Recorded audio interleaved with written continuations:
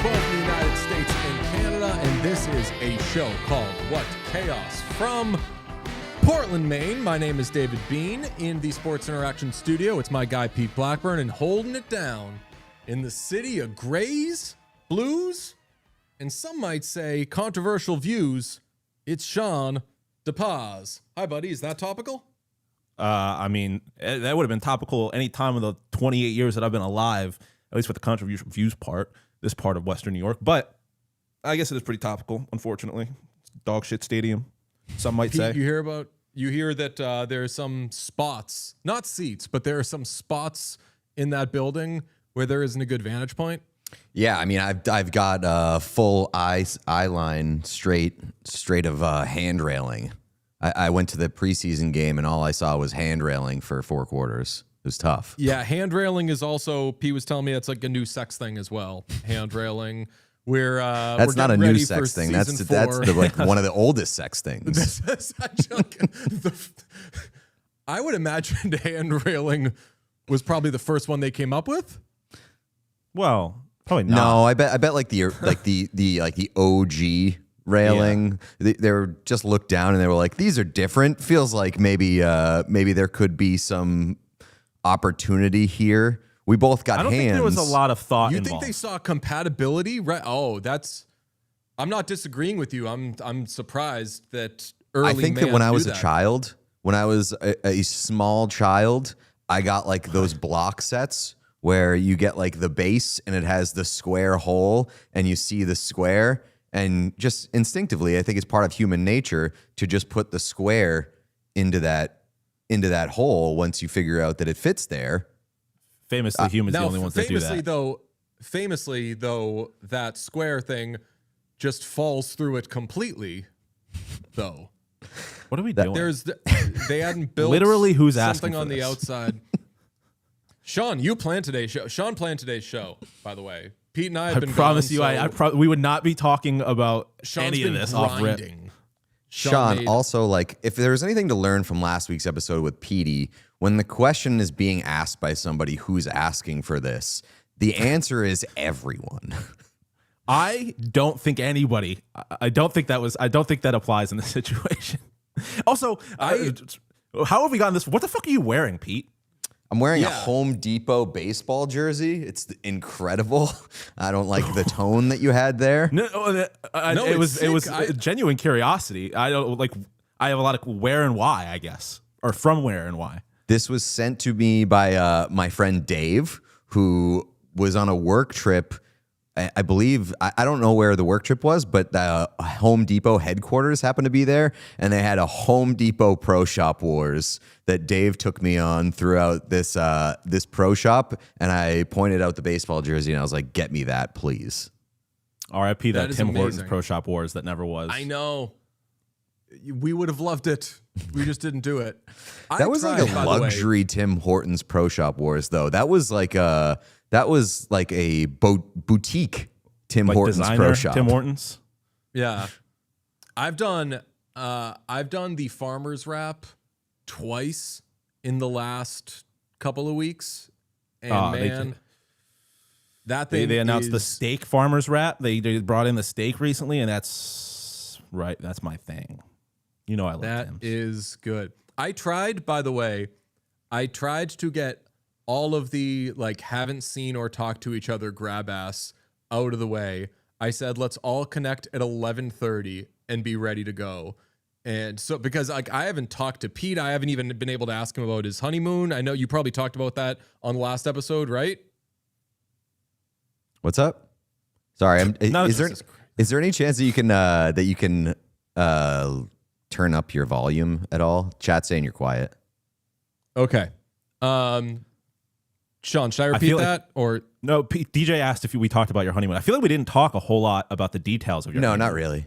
Yeah, I just kind of quickly mentioned that it was coming back, that I was Hawaii was a 10 out of 10. Both islands were amazing. My experience was a 10 out of 10. Okay, well, I wanted to do all that before the show because I didn't want it to just be a full show of I've been away, you've been away, whatever. We connected at 11:30. Pete then walked away and came back at 12:03. This is my first time talking to Pete in 100 years. Pete, how was your fucking honeymoon?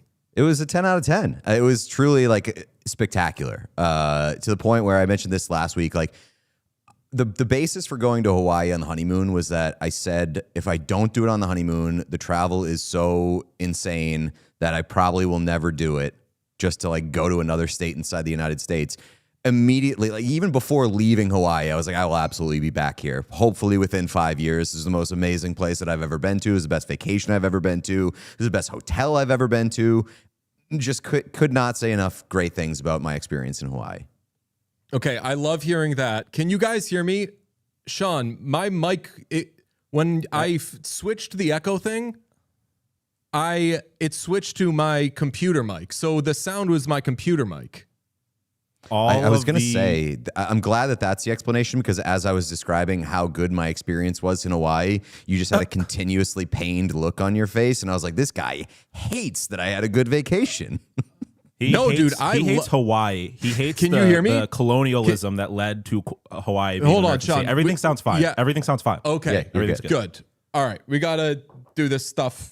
Anyway. No, you got to get back in the studio, brother. I loved...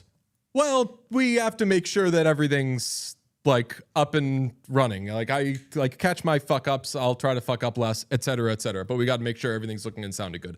Anyway, no, I loved all of your posting.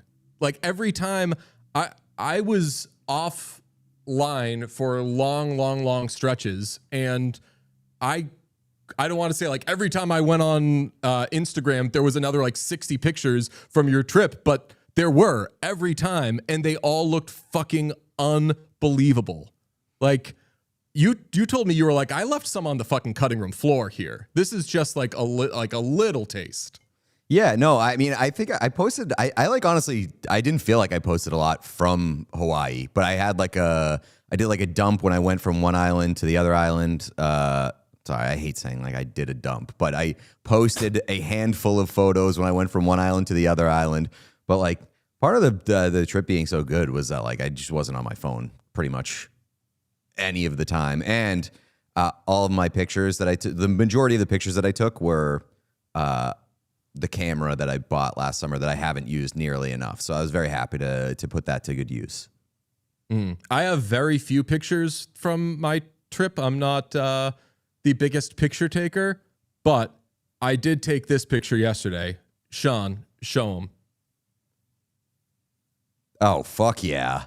Wow. Dude, what this I was that podcast close knows to- about moose.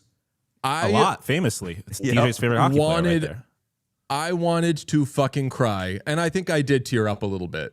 Like, we were so fucking close to a fucking moose. And no, when you get that close to them, they don't care. You're not fucking with them. We canoed that close to the moose, and it was just eating. And it does, moose famously only kind of see like blotches and spots. So the moose knew that we were there, but it did not give one fuck. It was unencumbered. It had its calf out on, like in the woods, and it was like seeing a fucking celebrity. Okay? Like one of the coolest things I've ever seen. So like I got that. I saw a bunch of fucking whales. I stopped taking pictures of bald eagles because I saw so many fucking bald eagles. Shout out Nova Scotia. Like the best. That is incredible. I mean, a moose has got to be like a top 5 majestic animal to see, right? Like an awe-inspiring animal. I mean, I was thinking, I was like, I'm not going to do it, but I got half a mind to do like an updated animal rankings, because moose did not go in my favorite animal, but I'm very, very high on, like, moose is top 2 for me now. Like dog 1, moose 2. Yeah, but I feel like we're Kobe Bryaning. That's a different conversation though. Like I want to know where moose ranks in like awe-inspiring. A dog is not awe-inspiring. A dog is just like amazing, fantastic, pretty normal. But like you see a moose and you're like, how is that alive on the same planet as me? Yeah, it was, like I said, it was like seeing a celebrity. And like when you see a celebrity, It's not like you're walking up to Leonardo DiCaprio and he's like, hey, it's me, Leonardo DiCaprio from the movies. Which line do you want me to say? He's just a fucking guy. And you're like, Leonardo DiCaprio is sipping coffee like me? That moose we're just fucking eating for an hour, by the way. We were sitting in front of that moose for an hour, just fucking watching him. I apologize. This entire time, all I've been doing is trying to mentally rank how majestic animals are, and I think we're Kobe Bryanting moose. Like I think if you start laying them out, I don't think they're up there. What? What Not are you like putting top five? Top 5, maybe top 10. This is exactly like Kobe. I said top five. A whale. I started the conversation with I think it's a top 5 awe-inspiring animal. Yeah, that's what I'm saying. I don't think it's top 5. I agree with Pete. Oh, so give me your top 5, Sean, or give me animals that you would put above it. I mean, I think like a breaching whale is like easy number 1. I think that just the mass of those things is incredible. I'm instantly going to be all over big cats and bears. Like a massive grizzly bear. I think like a grizzly bear in a river catching salmon. That's majestic as fuck. Because a lot of times I feel like moose look mangy. They look like they've been beat up. I'm putting like a puma or something like that, like a black big cat in the jungle, majestic as shit. A black leopard, I would give you I think like a breaching whale or like a whale period with how big it is. I think is absolutely a lock. A lynx, like you get those, or like a snow leopard. A snow leopard might be number 1 low key. A snow leopard in snow, that is. I don't know. I'm just saying. I think we said moose top 5, and there wasn't a lot of thought put into it. And I don't think it's a lock. I guess is all I'm saying. Okay, Sean, I just sent you another video. You don't have to play all of it, but I did see. So I was talking to a guy who said he saw an Alaskan moose in, get this, Alaska, and that would fuck me up. That would fuck me up. Yeah, I mean, you see that shit in Connecticut, you're like, damn, people are underrating Something's gone Connecticut. Wrong here. They've got Alaskan moose now, but an Alaskan moose is like a moose, except fucking billion times bigger. It's well, I was gonna say, like, I want to go to Alaska now. Was that the only moose you saw? We saw that moose where we like went to go where a moose would be and like canoed right up close to it.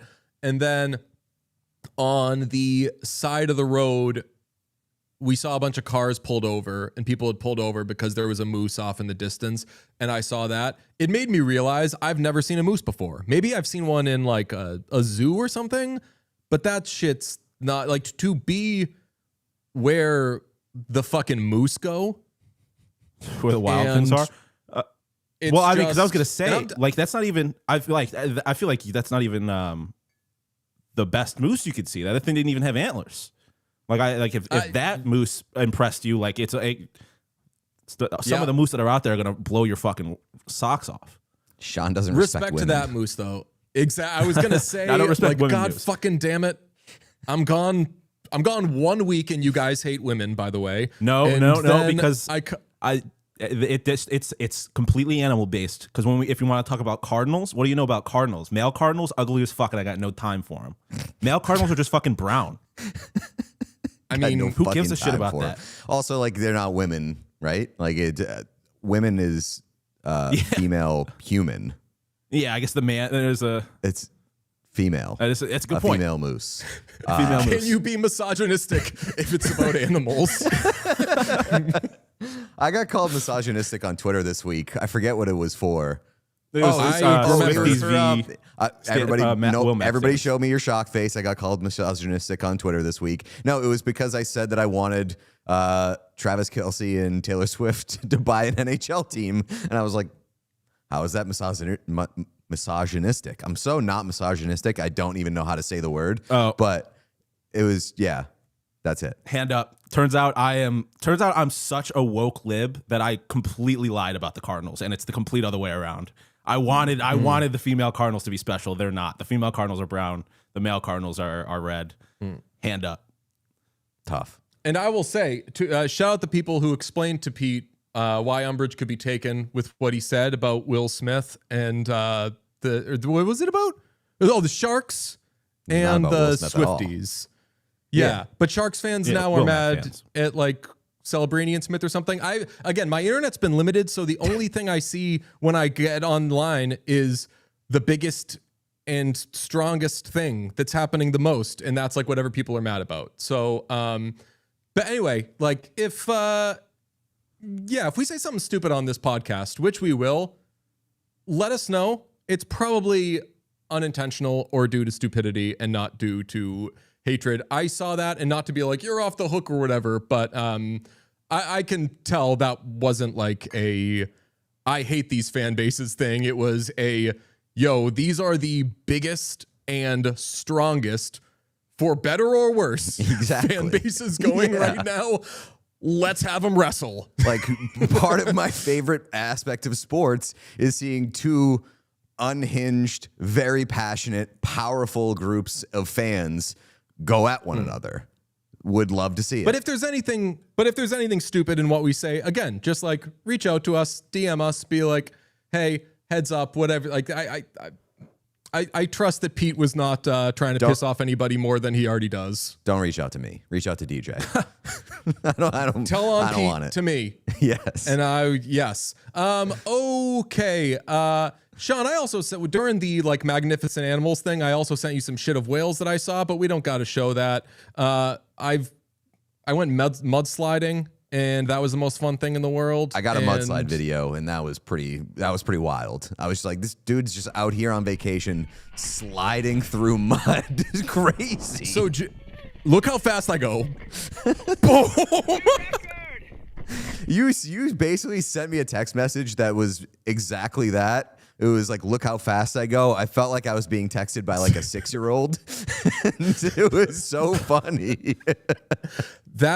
We got a bunch of videos of us mudsliding, and that is by far the best one because Julia goes before me, and she's going pretty fast, and that serves as the, what do you call it in an experiment? The control, you know, to like show like, this is what it's like when someone goes down this thing. I've got a couple extra pounds on me. I'm not in the greatest shape, whatever it may be. I had my feet up. I was like a perfect storm of things that would make me bomb down that thing of mud. Yo, that shit was exhilarating. And the mud, I don't know if mud can be clean, but it was like very pure mud. There wasn't shit in it. I think it was just like water and silt. That shit felt good. Anyway, a lot of catch up, a lot of how you doing. We'll do a lot of this off the podcast, but it's good to see everybody. What's on the show today, Pete? Today on the show, let us discuss mud, boys and animals. I think we've crossed that one off. That's all that. Yeah. Rendering animals. season. What'd you say, Sean? Yeah, I said and boy animals. We got into the gender of animals. Misgendering animals, yes. Rendering season. Heated Rivalry Season 2 casting update and a cultural catch-up. Yeah. I'm excited to do those last two things, quite frankly, because Heated Rivalry has added a couple of principles, shall we say, to its cast for Season 2. And I know one of them pretty well, so I am very excited to get into that. But let us begin with it being, to quote our friend Noah Khan, Season of the Renderings. I don't know how we never talked about the Islanders jersey thing on this. It's like the most up our alley thing. We're constantly talking about what jerseys are going to look like, and a team has a contest to say, you pick what our jerseys look like. You make our jerseys. And maybe it's because we've been away or whatever, but we haven't really sunk our teeth into it. We now have the 8, I don't know if you would call it finalists, but the quarterfinalists? Octo finalists? Yeah, something like that. Doc Ock is designing the jerseys. Pretty sure that's quarterfinal. No, I think it's octo. I think it's because it's 8. Pete said octo. I think that's right. And if Pete was wrong, hit him up, DM him. Don't hit me up. Let him know. Let DJ know. Once again, do not hit me up. Not interested. File it away with the HR department. And that's me. I don't speak for Pete, but I sure as shit listen for him. Okay, Thank we you. here for you. What do we think of these jerseys? Do you want to go by them 2x2, Sean? Now they are matchups, correct? Yeah, it seems like they kind of paired them off versus the matching crests for the most part. Okay, let's talk about the two in the upper left. This is a Lighthouse-inspired jersey that I would say of them is very heavily in the video game creator jersey camp, correct? Yeah, I would say that's either like video game creator logo or kind of, I don't want to call it AI sort of, but like it feels kind of minor leaguey to me. Yeah, these are bad. It's a shoulder patch. Yeah, okay. Yeah, it's the opposite of what we want teams doing. Yeah. Usually we say, hey, the shoulder patch could have been a crest. The jersey could have been a shoulder patch, but really none of this should have been anything. Do we like either of these? I like the left one more than the right one, but neither of them particularly do anything for me compared to the other 6. I would say the left one is way more palatable as an Islanders jersey. The right one just looks like an Oilers jersey. It looks like the Oilers orange jersey from a handful of years ago. They run into a lot of this looks like an Oilers jersey derogatory in these 8. Let's get to the next 2 where you have the modified fisherman logo that I think we're going to be seeing more of. These 2, I think, are probably my favorite. Like the one on the left is probably my favorite, the navy one with the fisherman logo. That's my favorite of the 8. It's my favorite, but it's also so close to the jersey that they've already done in the reverse retro kind of scheme. Maybe that's why I like it. Yeah. Because some of these just are bad jerseys. Here's where it gets really interesting, okay?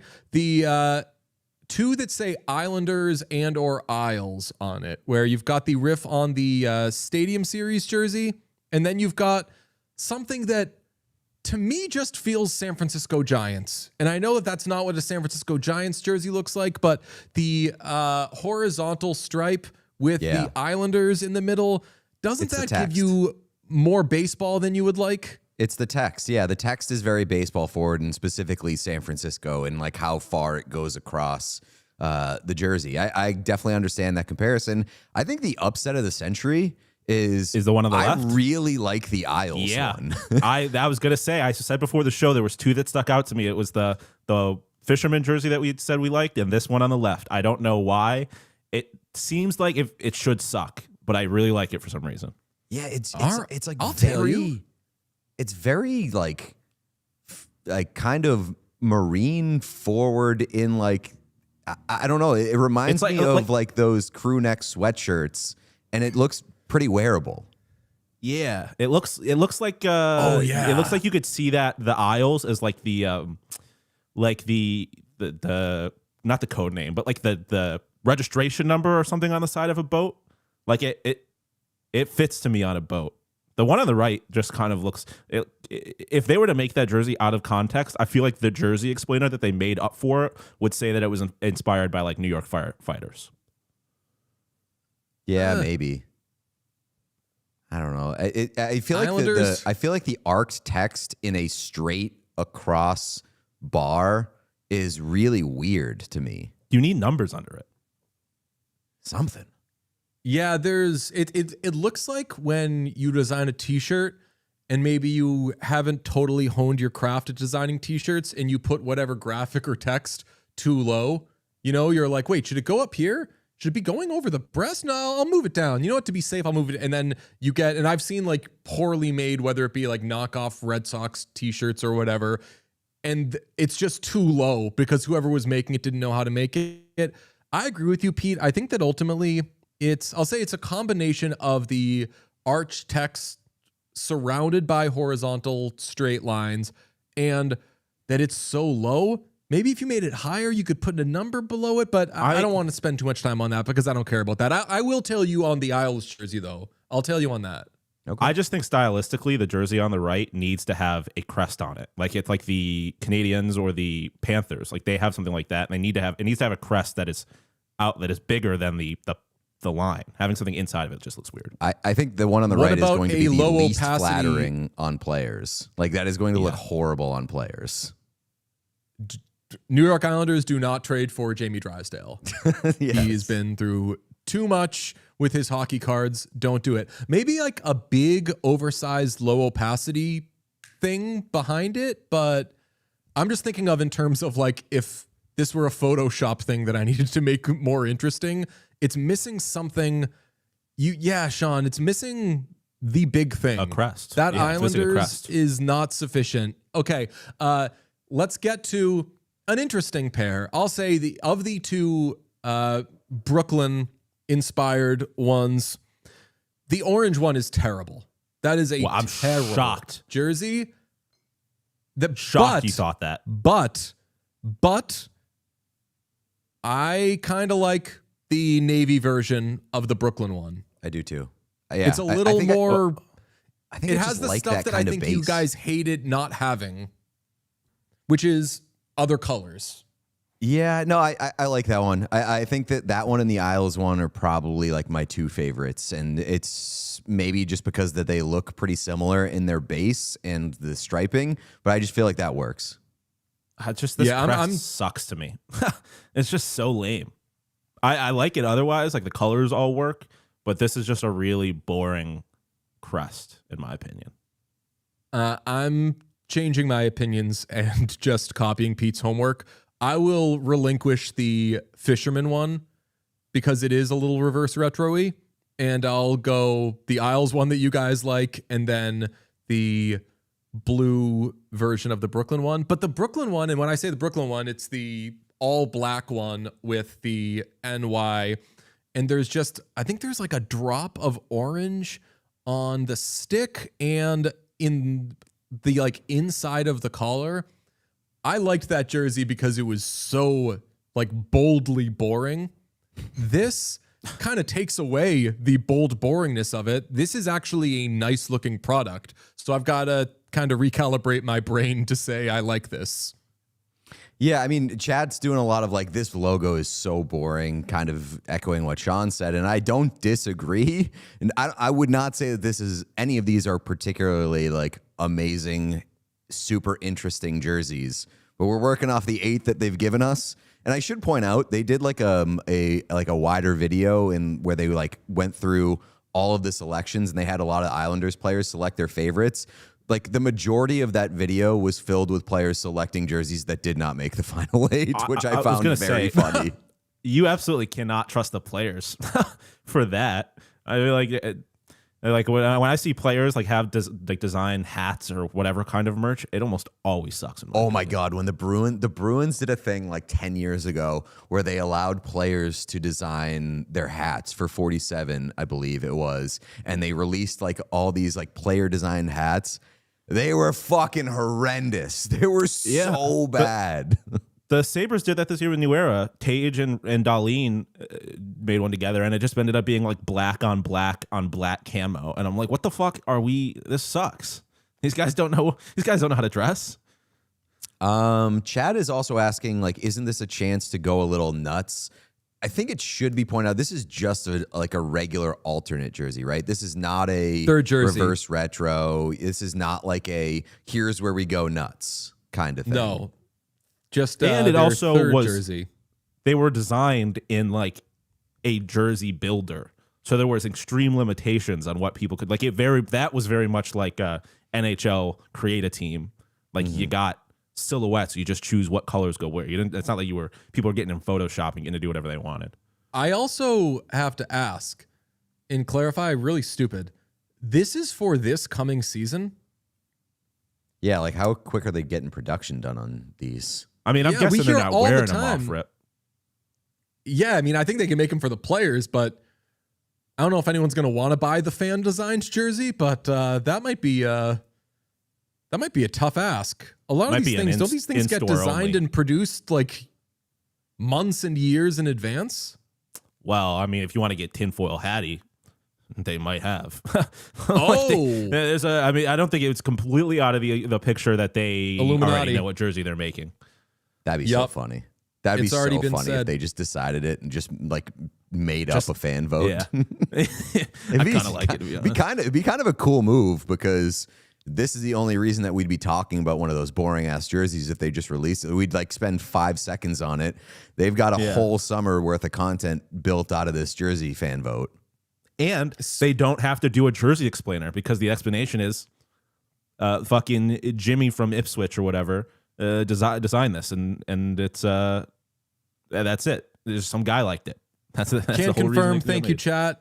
Can confirm via chat. Appreciate all of you that this is for next season, not this season. Okay, that would have been ridiculous. That they're just like setting up the most unfair thanks fanatics ever.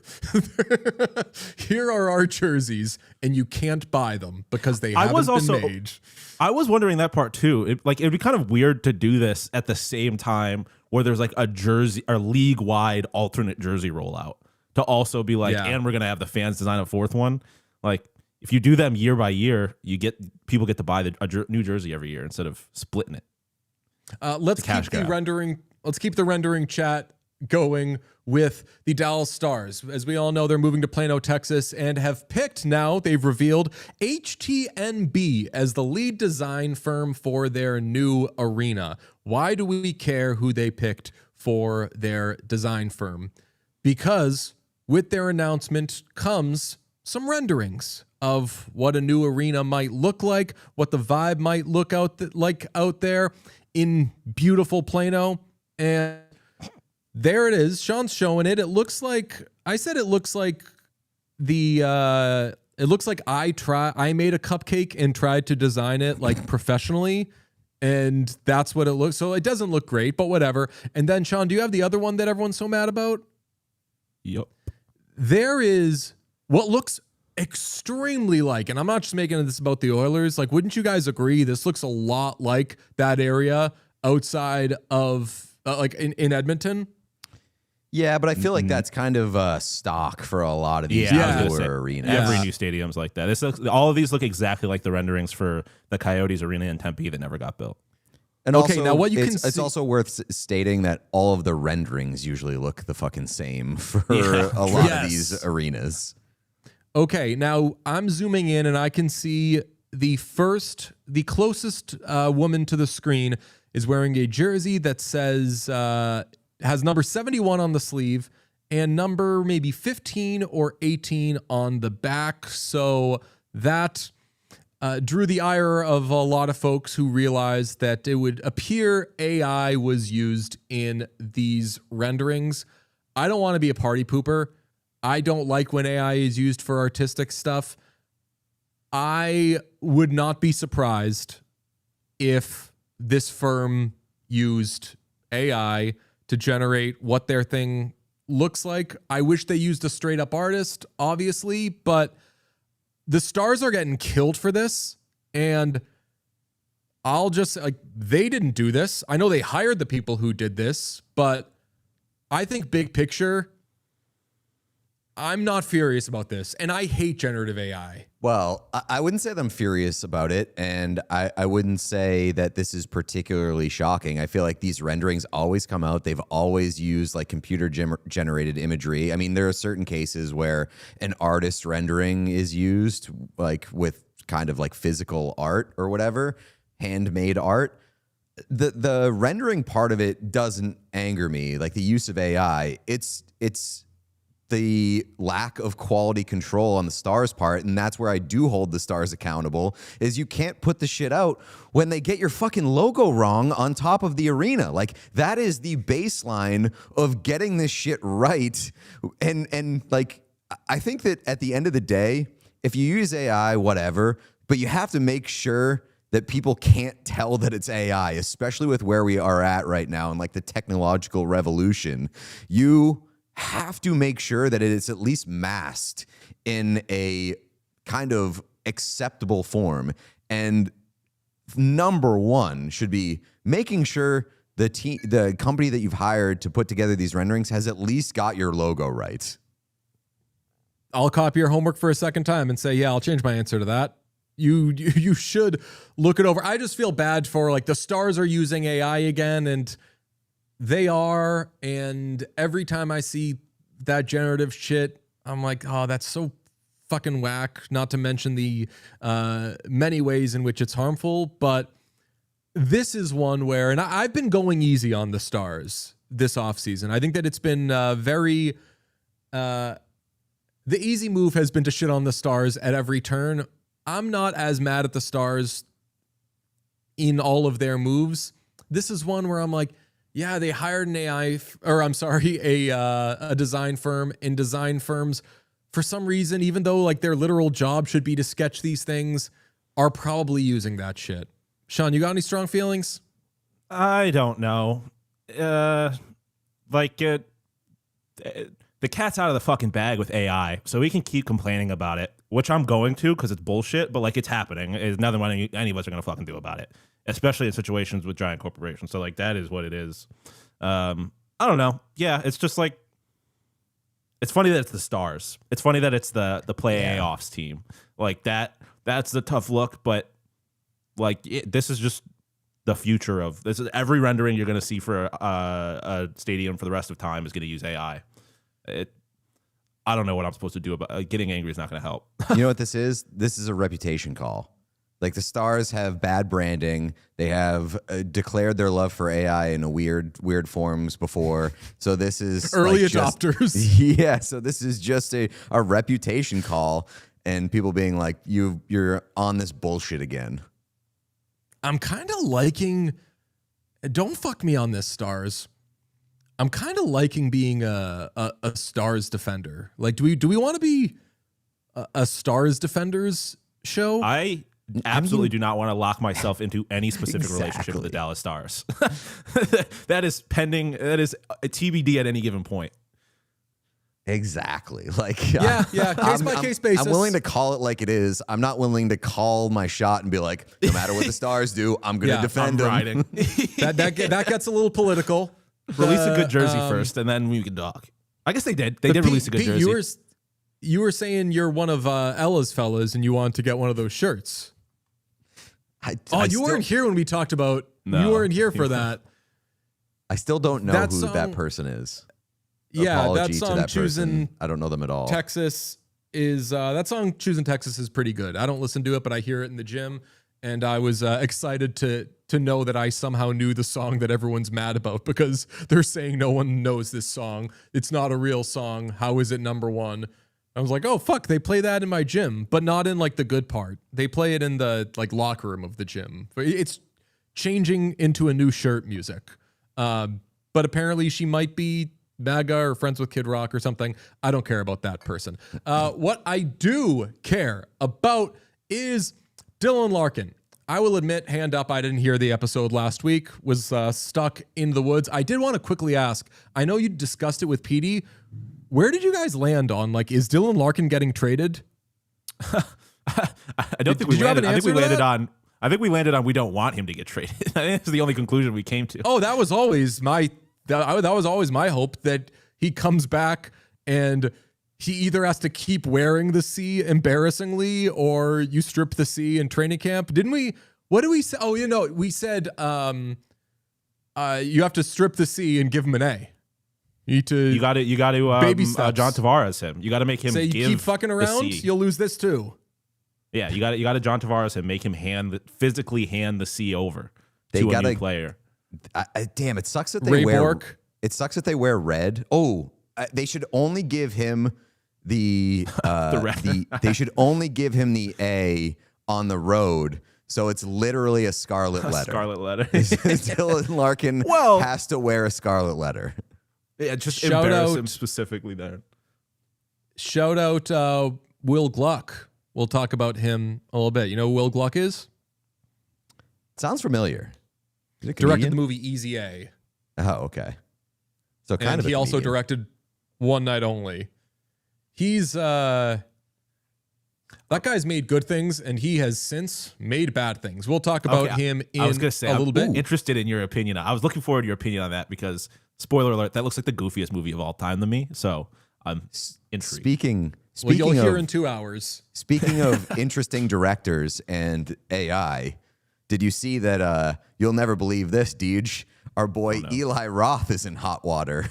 these days because he used generative AI in his latest movie. The Ice Cream Man? I don't know In what the Ice movie Cream it Man? is. I don't know what movie it is, but DJ, if anybody is not a brunch listener, DJ has had a long-standing fascination with Eli Roth, and that has parlayed into a long-standing fascination that I have with Eli Roth. And that guy just that guy sucks. I think that guy sucks.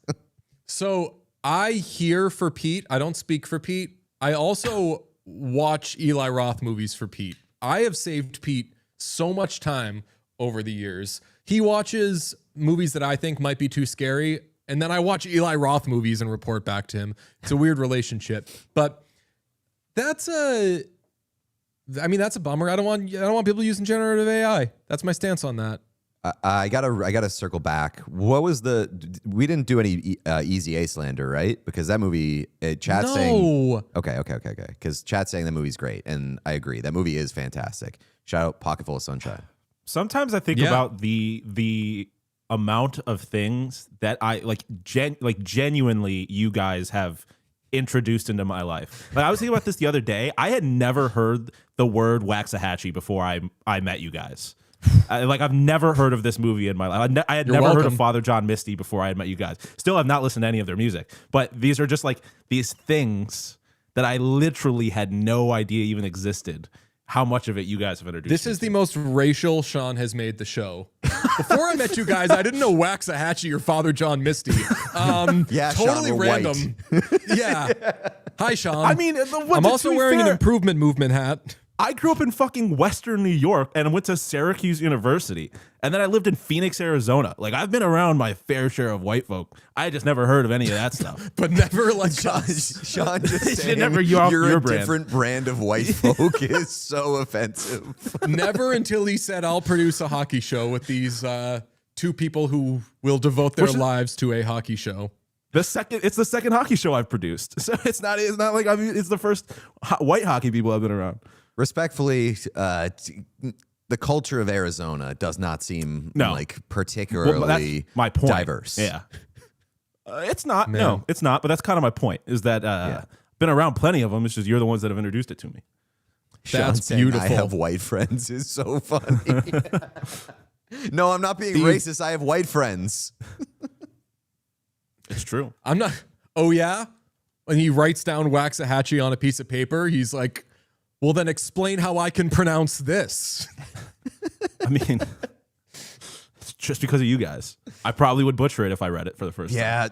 Shout out Katie Crutchfield. There was a comment in the chat, too, that like we are a different brand of white people, but also we're in our mid to late 30s, and that is a different brand of white person entirely as well. So you cannot relate, Sean. I can't. Speaking of being a white guy or whatever, famously, I don't drink anymore. But last night I stayed in a yurt in God knows where in the woods, and we got firewood, and we went canoeing, saw a moose, came back. Someone stole our firewood. So all these people are having fires, and our firewood is gone. And there's nothing to fucking do because we're out in the middle of nowhere. I was pissed.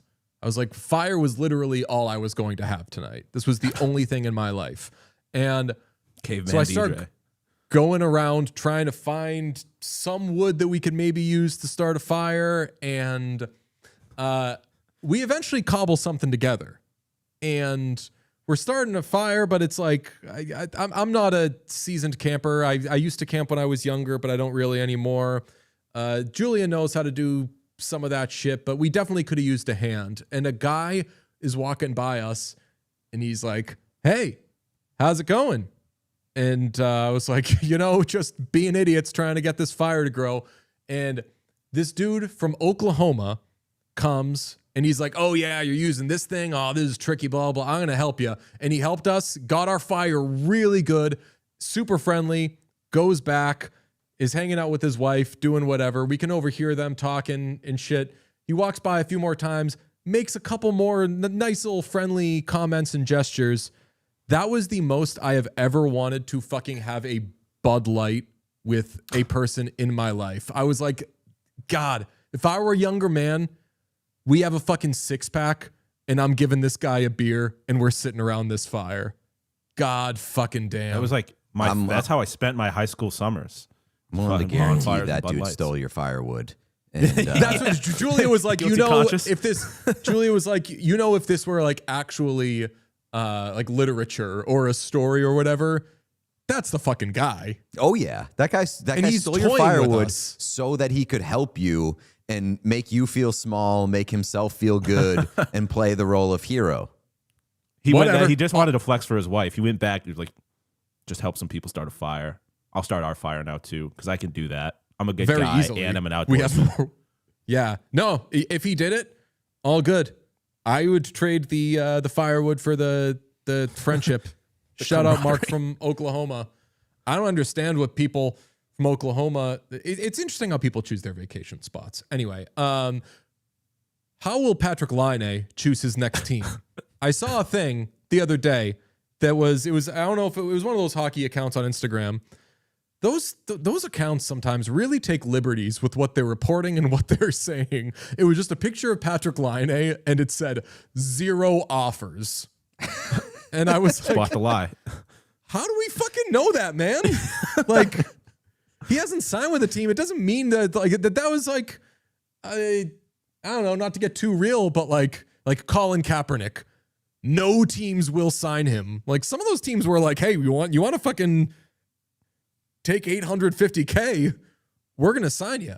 You know, like No teams they would sign him were to be a starting quarterback, but everybody, not everybody, a lot of teams want him as a they were backup. like, we think you stink at football, but we'll sign you as a backup.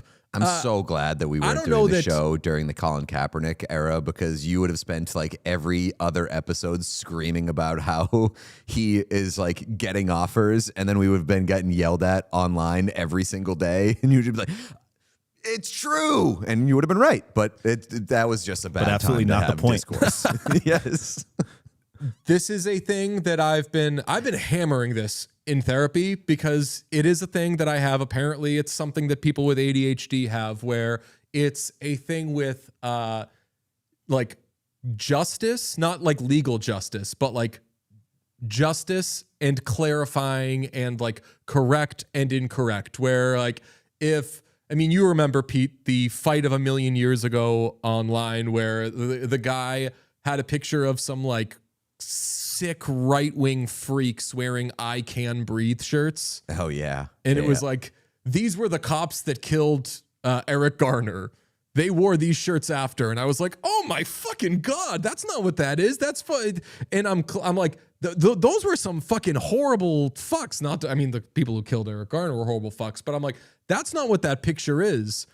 And it's like, the longer I try to clarify that that's not what that picture is, the more I'm going to sound like I'm fucking defending murderers. So some things you just got to fucking breathe. And you know what? If people don't know, you don't need to be the one to tell them. Think of all the things that you don't know and people don't clarify for you, and we all fucking get along. It also makes you sound like a fucking know-it-all asshole, which is the last thing I want to sound like, but it's an ADD thing, and I'm working on it because I don't want to be an asshole to people. It's So, a real say strain on niche our to me. relationship because I'm wrong all the time and just get details wrong. And you're saying, nope.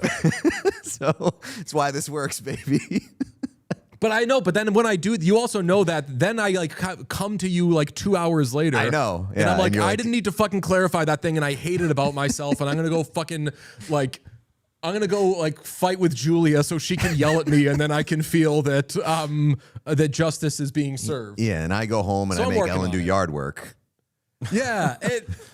And what sucks Shovel about the- it though the is driveway. when I do those things on the show, sometimes people will be like, oh, like, good. I was like, thank God. I hate when people mispronounce that thing. I'm getting off that train, folks. It's just not good for anybody. And I'm trying to be a little bit more peaceful of a person. Well, I mean, I think I'll only speak for myself. Letting things go has gotten so much easier over like the past handful of years because just like I see so much bullshit on the internet now that like my default setting is letting it go because if I wanted to correct somebody on something that I knew was wrong, I'd be on the internet all fucking day just responding to people and having fights that go nowhere for no reason. So like my default setting has just become like, that person's wrong, I'm ignoring it and moving on, which may be good, may be bad. My default response has become very Devin Cooley, we're all going to die. This doesn't fucking matter. And it's funny, Pete, like the only response to that type of shit, the like thing online where someone's like actualing you, or they're just like scratching a dumb little itch that doesn't need to be scratched that we only scratch online. The only like response that I've ever thought was cool is the Seinfeld 2000 thing, which is like the completely over the top, like threatening, like, bitch, fucking unfollow me. You don't know what I'll do. Just like suck my dick to every person who just has a small critique of you. It's shout out to a friend of the podcast, Roy Bellamy. He makes me laugh so much when somebody is like, your take is wrong. And he's like, he just responds, yo mama. He's like, you don't know the relationship I have with your mom? Yeah, dude, back in the day when people would disagree with Seinfeld 2000, or they'd be like, you misspelled Kramer's name or something. And he'd be like, fucking unfollow me now, bitch. The best. Where, I mean, that person, I listened to an old Time Crisis. They were talking about the early days of Seinfeld 2000. And he was like, I can't really do that shit anymore because it was like a character before the like alt-right actual like online users existed. And Seinfeld 2000 way too closely resembled that type of like real person. And it's just a fucking Canadian dude who's making fun of a Seinfeld account. Anyway, Patrik Laine, we did get some fresh Laine reporting from the Montreal Gazette. Since free agency opened on July 1, Laine's been linked to the New York Rangers, Minnesota Wild, Tampa Bay Lightning, Toronto Maple Leafs, and more recently, the Philadelphia Flyers. Now, we don't know if he's gotten offers or if it would be a PTO thing, which is basically, what's that? Oh, we thought we did know that he hasn't got a single goddamn offer. 0 offers. 0 offers, but it's talking. He's talking. He's talking. Look, this is a kid still. If I met Patrik Laine at a restaurant, I would consider him a kid. He's 28 years old. He's scored 44 goals before. Yeah, dude. That's how old I am. Patrik Laine I thought he was way older. Patrik Laine seems like such a boring, like, trad topic. And when you think about it, it's not. There is like one of the greatest scorers ever born. I will say that about Patrik Laine, who just happens to have not really done that thing. He's the greatest, but we just know it. One of the greatest scorers to not score a lot of goals. Dude, I mean, like Benoit Pouliot was one of the best players in the league. You can't convince me otherwise. Did he have the numbers? No. Did he have the performance? Definitely not. But he was fucking nasty. Yeah, I mean, Laine is just always going to be like, I mean, I hope he's not always a tragic case, but like the fact that he is not one of the best goal scorers in the league is kind of like a surprise, even still to this point. And like, I thought it was working in Montreal for a while at the beginning. Like he was just pouring in power play goals. It was so exciting. Based off of the list of teams that were mentioned by our pal Herb Zukowski of the Montreal Gazette, I can't think of a single worse landing spot than the mentioned Toronto Maple Leafs.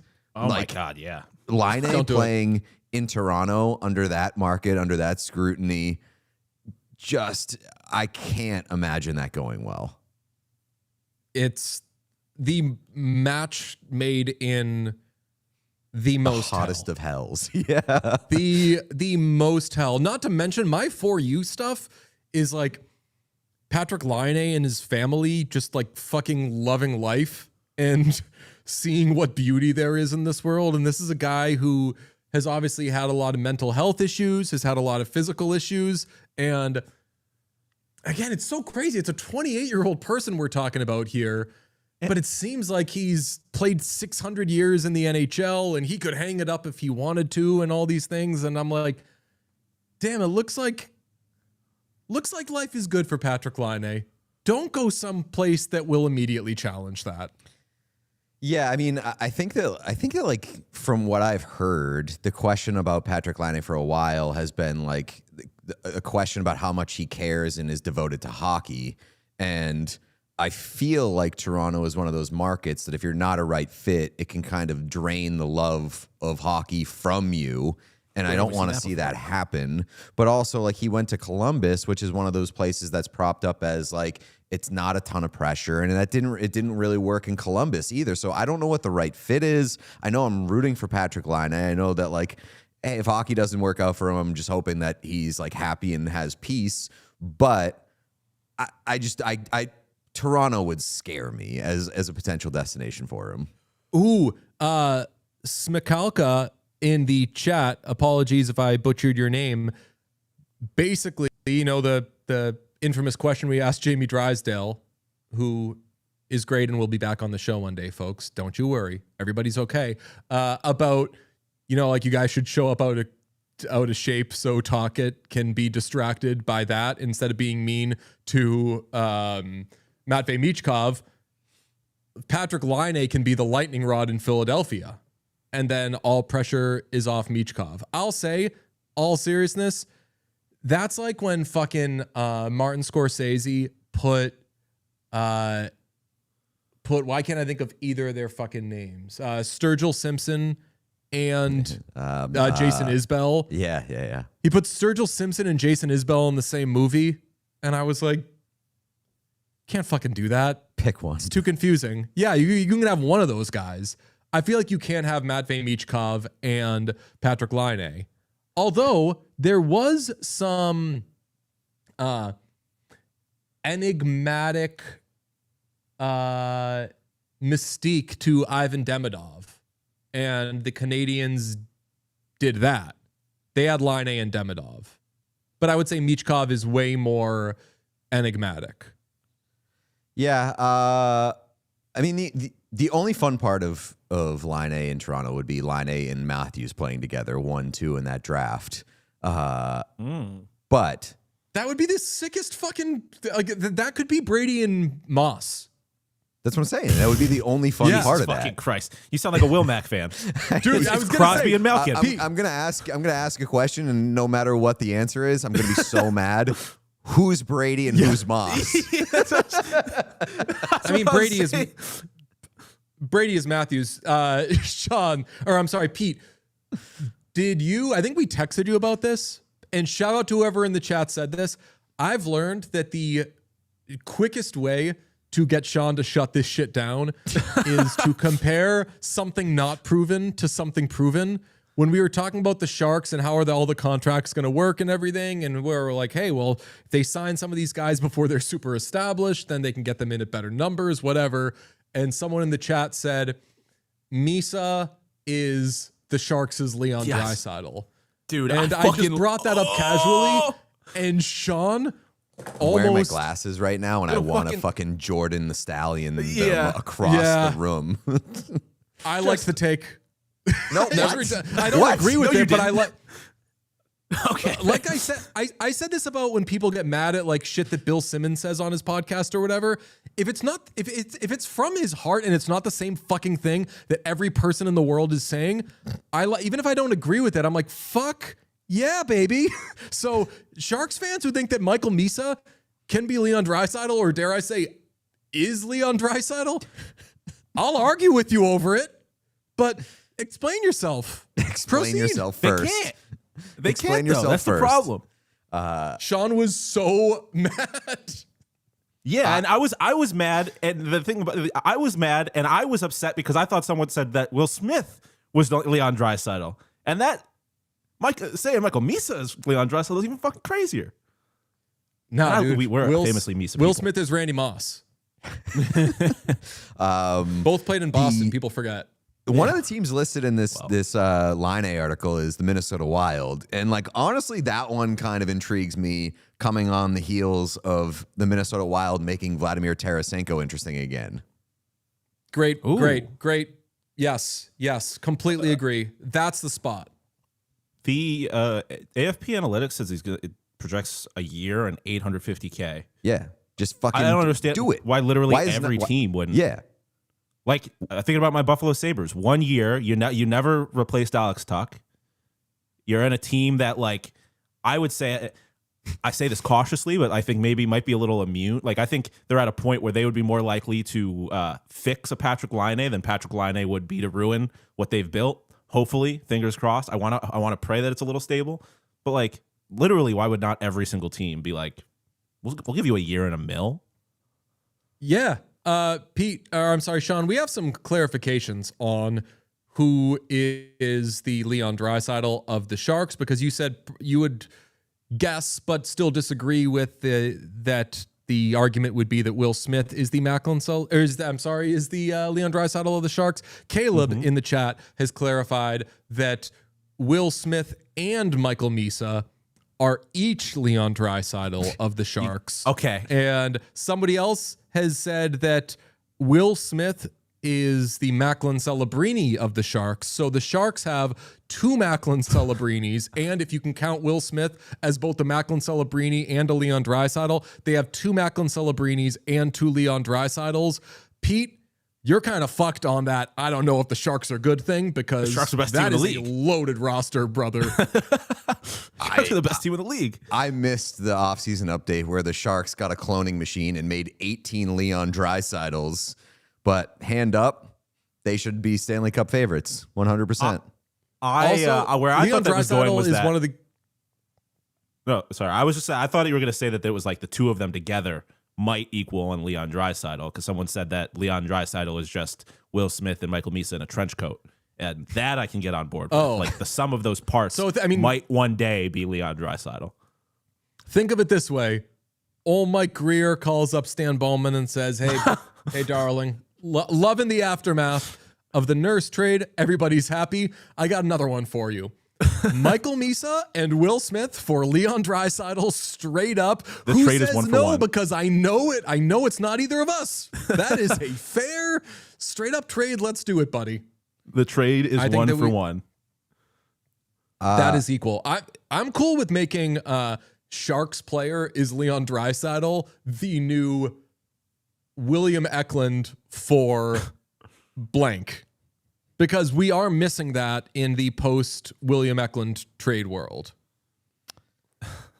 Can I give you a really interesting development that I learned yesterday on the PDO cast with Dmitry Filipovich? Everybody go listen to it. It's a great show. He broke the news to me, and I've taken a look at a few different sports books, and it's not true at all of them, but do you know which team in the Eastern Conference has the worst odds to make the playoffs? Ooh. That question broke DJ's computer. Yes. Who has the? I'll rephrase. I'll rephrase. Which team has the worst odds to make the Eastern Conference playoff bracket? The fact that you're asking suggests that it's going to be surprising. I had a VPN thing. I turned it off. Oh, yeah, that's probably what it was. I'm going to guess. Is it the Ottawa Senators? It is not the Ottawa Senators. Oh, we lost DJ. Oh, boy. A- grade for DJ being remote every time. Yeah. All right. Let's see if we get him back. I will wait for the reveal for when we get DJ back. I only guessed the Ottawa Senators because I think that team might just suck now, but I honestly think the Ottawa Senators might be better, because I just think that there's going to be a weirdness removed from their locker room, and I also like Eklund a lot. So yeah, Senators are better. I'm riding that. I'm smashing the Senators are improved button. I think them being better and them having a better season are 2 different things. I think correct. Shout out the New England Patriots. I do not think that's a better team. I think are we doing this to Brady Tkachuk? Like, yeah, I mean, I think that it's indisputable that like he became a problem for that team down the stretch. No, that Yeah, media. which is why that's I just the media, Pete. Yeah, He wants to stay. He's not going. he's not going anywhere. Continuing But that's that, that's what I think I'm continuing that saying. after the trade would be so Oh, funny. I saw people Pete. I saw people do that. They were like, "Nice going, Senators media." Now you're going to see how bad they are without him. You chased him out of town. God damn it. I think, like I said, I think that they might have a better season, but they haven't recouped the talent that is Brady Tkachuk. Like they are on paper a worse team, I think. I think that's William Eklund erasure. I think William Eklund is a really good player. I don't think he's Brady Tkachuk, but I mean, I'll put my hand up there. There's a very good chance that I'm not up on game with William Eklund, but he is the Leon Draisaitl of the Senators. Combining the Leon Draisaitl and William Eklund bits to make the super bit of all time. I do like just referring to the second best player on any team as the Leon Draisaitl of that team, because if you don't have that context, it's going to drive people fucking insane. Like, I guess Will Smith might be the Leon Draisaitl of the San Jose Sharks. I can't do this. That's the come all the way answer around. to the question that I posed happens to be the Boston Bruins have the worst odds to make the Eastern Conference playoffs. And DJ, you made a face there, and I understand it. I get it now. No, I get it immediately. It's Atlantic. a result of them being in the Atlantic Division more so than it is a result of them being considered the worst team in the Eastern Conference. Yeah. So it Panthers logically and Leafs and it Senators does are better. make sense. It is kind of a paradox because I think that the Bruins are a better team on paper this year than they were last year. And I also think that while that's true, the Eastern Conference is just going to kind of find its level again. And last year was such a weird year, and the Bruins just overachieved based off the fact that the teams around them and the playoff picture around them was so weird that, like, I think they're going to be potentially a better team with worse results. Yeah. And again, you can be a better team and have a worse season, or you could be a worse team and have a better season. I said earlier, shout out the New England Patriots. New England Patriots have a better roster going into this season than they did last year. Does anybody in the world think the Patriots are going to go to the Super Bowl? No. I mean, No, they they'd be could. crazy to. I'm not going to be shocked like if they do, but I'm not expecting that of them. Like I think it's just kind of like basketball book where I would be more shocked that the Bruins made the playoffs this season than if the Patriots made the Super Bowl.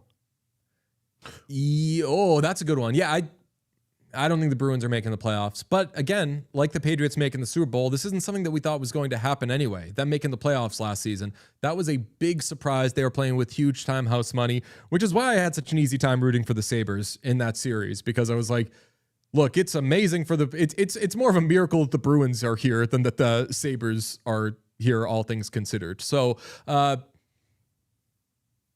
don't think they're going to make a deep run or anything. I don't think they're going to make the playoffs, but worst odds in making the playoffs? I understand shocked, the math behind it. but I am shocked that they have worse odds than the Detroit Red Wings. So that's the thing. There in a few sports books, the Red Wings have slightly worse odds, but you can't convince me that the Wings have a better chance of making the playoffs this season than the Bruins, because given the Larkin turmoil, given the fact that like their only real offseason move was Patrik Laine out, Victor Arvidsson in, seems fairly net neutral. Like, I'm not a strong believer in the Red Wings. They would have to have huge jumps from a lot of their young players. I am a strong believer in daily faceoff, because the ever-expanding hub for hockey that we all know and love is moving into, that's right, kids, the future. Would that be a good way to describe this? Daily faceoff moving into the future? Okay. Into the next chapter. Next chapter. Okay, so we all know Daily Faceoff and its coverage. Plus, we know all of these, I guess, like satellites that the Nation Network has, such as our friends in Edmonton, Tyler, Liam, Kennedy, Waz, et cetera, Calgary, Vancouver, Toronto.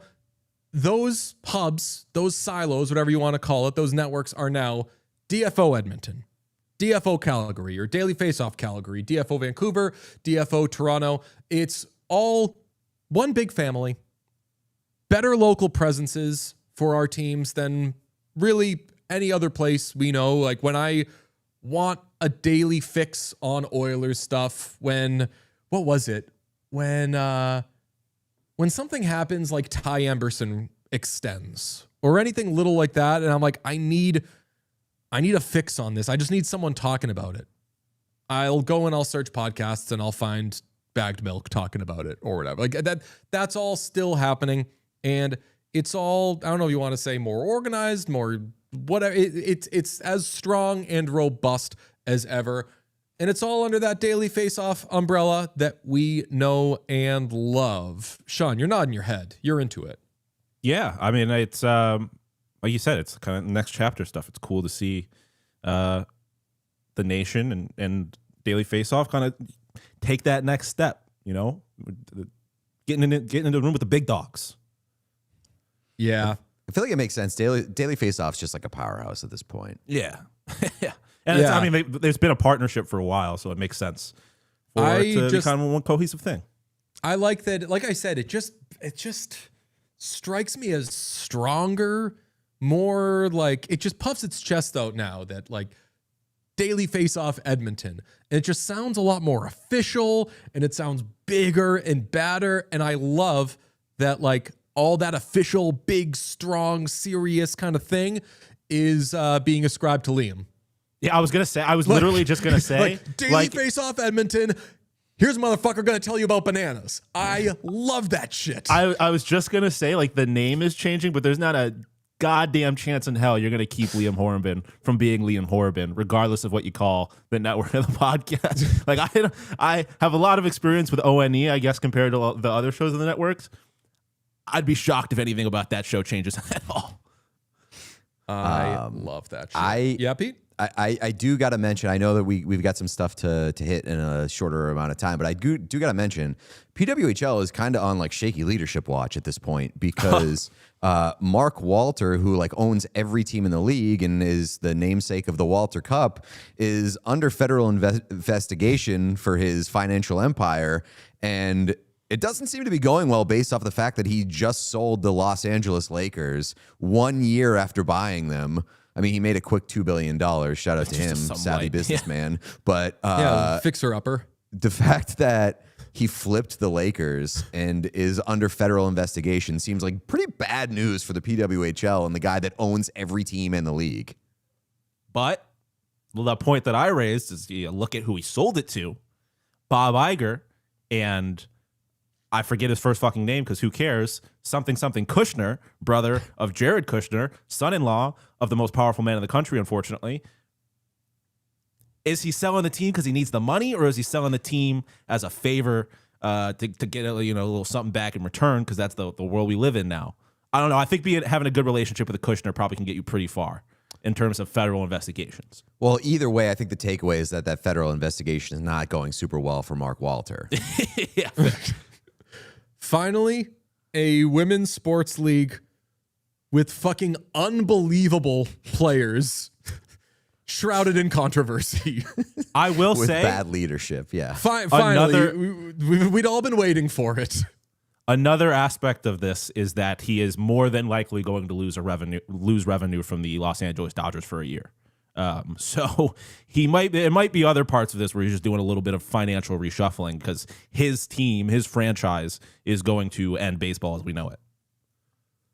Well, that's wonderful. I heard you guys, or I saw the clip of Pete saying that the stonks are up on the NHL relative to a lot of other leagues.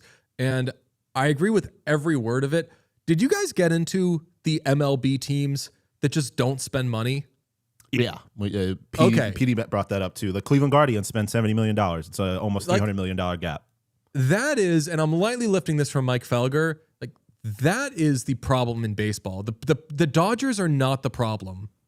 I think it's the systems. One team is willing to spend fucking anything and will spend endlessly. And then a lot of teams, not a lot, but like some teams aren't spending at all. So if they have those players, it is pretty much a guarantee that they're going to go to those teams that spend a shitload of money. and one team is more eager than the rest of them, so that's how you get what you get. And shout team- out the NHL, they got a cap, they got an upper limit, and they got a floor. Like that's one thing I will never knock the NHL for. Right. I think that's so integral to a league where that, like, obviously high spending leagues, but you need to have a minimum and a maximum. I think that is so important. And I'll throw a blanket statement out. I think there are too many owners in sports whose first priority is not winning or not the team, it's the portfolio. And that's just more apparent in baseball than any other sport. Yeah. Well, I mean, it's definitely two-pronged, because at the end of the day, the Dodgers are going to make more money than the Cleveland Guardians. And so if you can't, if the most you can spend is not going to get you close enough to the Dodgers, why spend money at all? Like, you need to limit their power to a certain extent.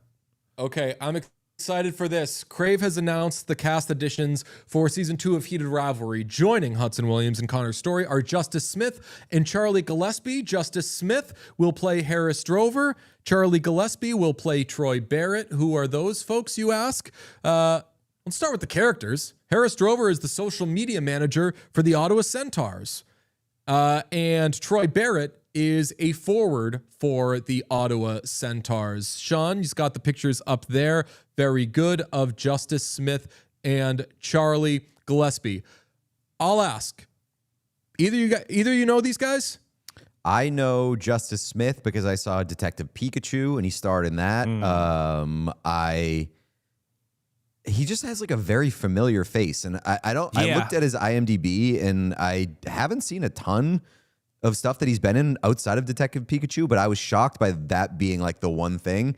He has a familiar face. He has very kind eyes. And I will say what I know about the character is that the character is a Carly Rae Jepsen fan and wears a Carly Rae Jepsen shirt at some point in the Heated Rivalry lore. So I'm all in on that guy. That is very exciting. So that's how the CRJ stuff gets its way in there. Some people, by the way, Sean, do you know either of these guys? No, I mean, I recognize Justice Smith's face, but I've never seen anything that he's been in. Okay, I thought that you were going to say when it comes to the look of the Harris character, I've seen, and chat, as always, get us right. Let us know if we're wrong, if we're misrepresenting anything. I've seen some people are questioning the casting of Justice Smith as Harris because Harris is described in the book as having a less athletic body type, I would say. So congratulations, Justice Smith. Woke has canceled you for being hot. Well, I mean, I'll add, like, there's still time. We can work on that. We can hand. How committed are you to the role? We can hand this fella some ice cream, like poutine, baby. Okay. Yeah. Chat says that Harris is not plus sized. Harris is supposed to be a bear. Harris is supposed to be a heavier set character. I'd like this to not go down the. I don't want us to debate whether Harris should be, or I'm sorry, whether Justice Smith should be playing this guy. I just know that part of the reaction has been this guy, like, does this guy look like what the character looks like in the book or whatever? And us having not read the books, I guess, don't have that relationship with the characters well enough to know, like, no, you really should look like whatever this is. I say cast who you're going to cast. I have trusted pretty much everything Jacob Tierney and his gang have done with this show. So what I want to get into is Charlie Gillespie. Neither of you know this young man? No. Nope. Charlie Gillespie he's got a birthday coming up, August birthday. He's a Libra. I'm just kidding. I don't know what any of those signs are. But he is from New Brunswick, Canada. Shout out New Brunswick. Great little place. I am familiar with this guy's work because I saw a movie called One Night Only, and Charlie Gillespie plays a major role in this movie. He's significant in that he is the only character in this movie that is not a cameo. Everybody in that movie is a cameo. It's like it's a TikTok person or like a Veronica Slowikowska or like those level of people. All the like Z-Way's in it for a minute. Esti Himes in it for a couple minutes. She scored the film, did a great job. This was like one of 3 people where I was like, I don't know who that guy is. I'm going to look him up. And I looked him up and I was like, fuck yes, he's going to be in Heated Rivalry. He ruled in that movie. So I'm excited. Season 2, I'm seeing that. Did you see they put out like an announcement that's like, yeah, we're shooting. If you see us shooting it, alone. please. Like, I know, like I get it, but you got like, we're not going to have the show if you keep interrupting our takes. I also saw Hudson Williams like got real mad because he was like followed back to his house or his hotel in France. It's this was what I was worried about. I was worried about the kind of like the media coverage of the paparazzi or the fandom being a kind of a burden on a few of these actors. It does seem like Hudson think? in particular really needs this show to come back. I don't think Hudson's been having like a great time with people just focusing on what he's doing outside of Heated Rivalry or what he has done outside of Heated Rivalry. I treat these guys just like I treat Hudson and Connor. I did not know them, and I quite frankly don't care about them or the casting. Talk to me when the show comes out, and if they're good, I'll be in. Otherwise, I don't give a shit. I mean, I'll say if any stonks for Charlie Gillespie are for sale, I will buy them because I loved him in One Night Only. And we can use that as a segue, I should say, into a little pop culture catch-up. None of you boys saw One Night Only? You weren't able to score tickets? Like I said earlier, I saw that and I was like, this seems like the dumbest movie of all time. I'm waiting to see the whole thing in IMAX. But for sex. That's right. Pete and I can't find the right weekend for a Lincoln Center date. Actually, you know what? I am officially boycotting this movie because what's the Will Gluck? Yeah. It said that he cut a ton of nudity because audiences aren't interested in sex scenes or nudity anymore. To which I respond, you don't speak for all of us. And who are you cowards? Like, I don't necessarily, like, I'm not going to hold it against a movie for having like a ton of nudity. I'm not going to say that I don't like a movie because it doesn't have nudity. But when you say that well, first of all, when you have, do you want the quote? Your actors do sex scenes and do nudity scenes and then none of it makes it into the movie, I would be fucking pissed if I was the actors. So you're first of all, dominant. that's ridiculous. You're like, hey, Charlie, you didn't fuck so good there. We're not putting it in there. Yeah, what if that's why they cut it? We'll give you the tape. What if they cut it? It's like, it's gonna be a lot of sex scenes, but this guy just fucks weird, so we got to take this shit out. Yeah. Learn a thing or two.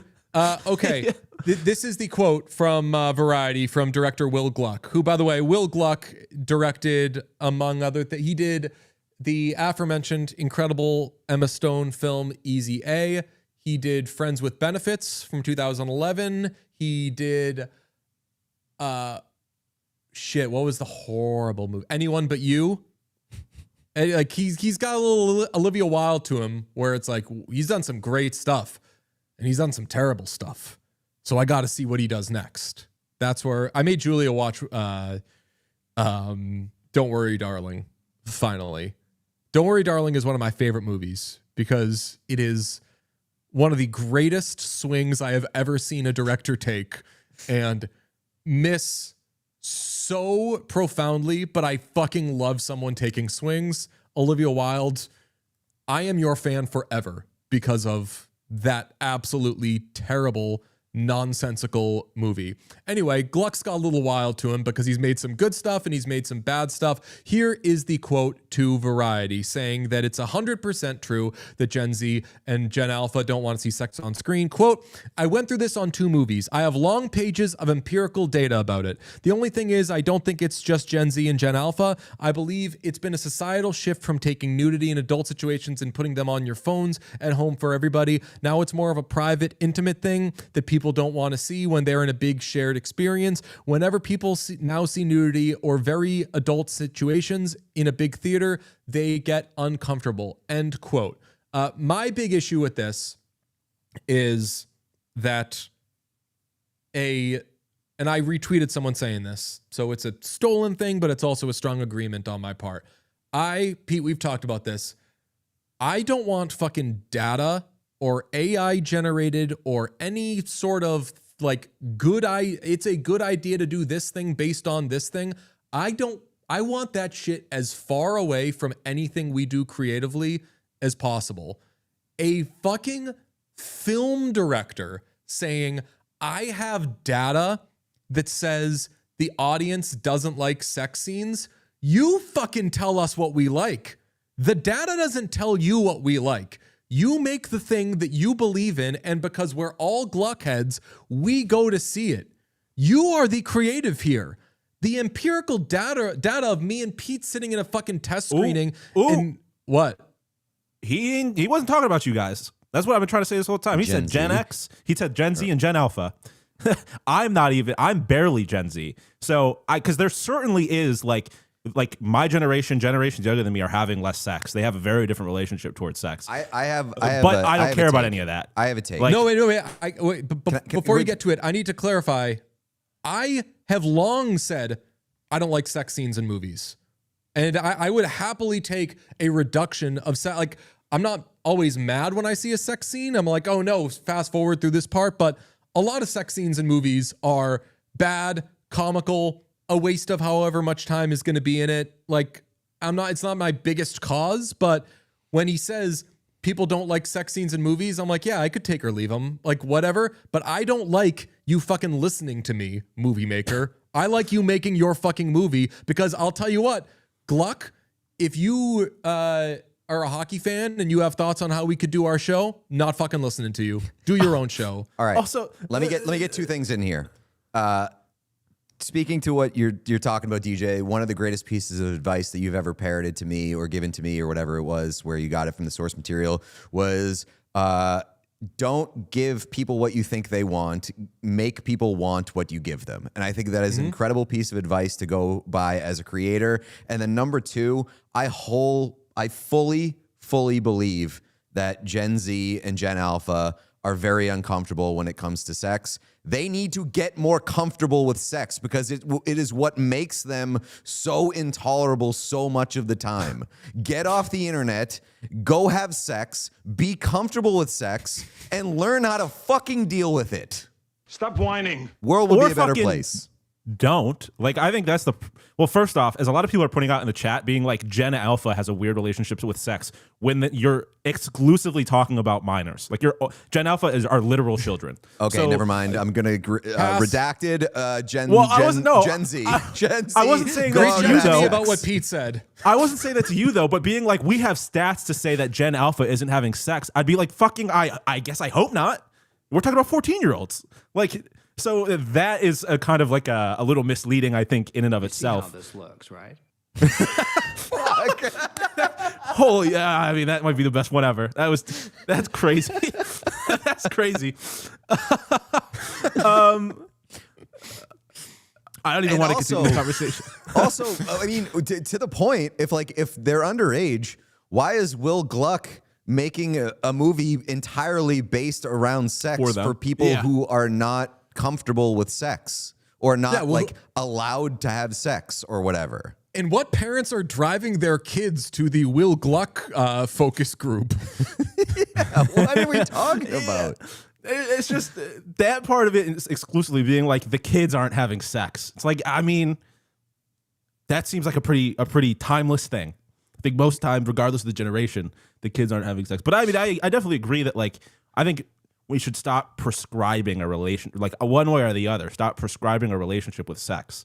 Like, just let people be fucking human and normal and have their relationships with it. But like, yeah, doing it. It is funny because that was the thing with the Odyssey too. Is that like what's her name? The translator who wrote the Odyssey was like, there was no sex in this movie, and sex is. Somebody in the chat said this entire conversation is like very Northern Lion pilled. I've tried to explain to you guys and try to make you guys fans of Northern Lion so many times, and I've just brought him up because he never misses. And I just sent the Northern Lion clip about nudity in movies and sex scenes in movies, and Sean, I want you to play it so bad. I want this to be your entry point to Northern Lion, because it is one of the best and funniest and most accurate rants that I've seen him have. It's so good. And it can is work on so related to this conversation.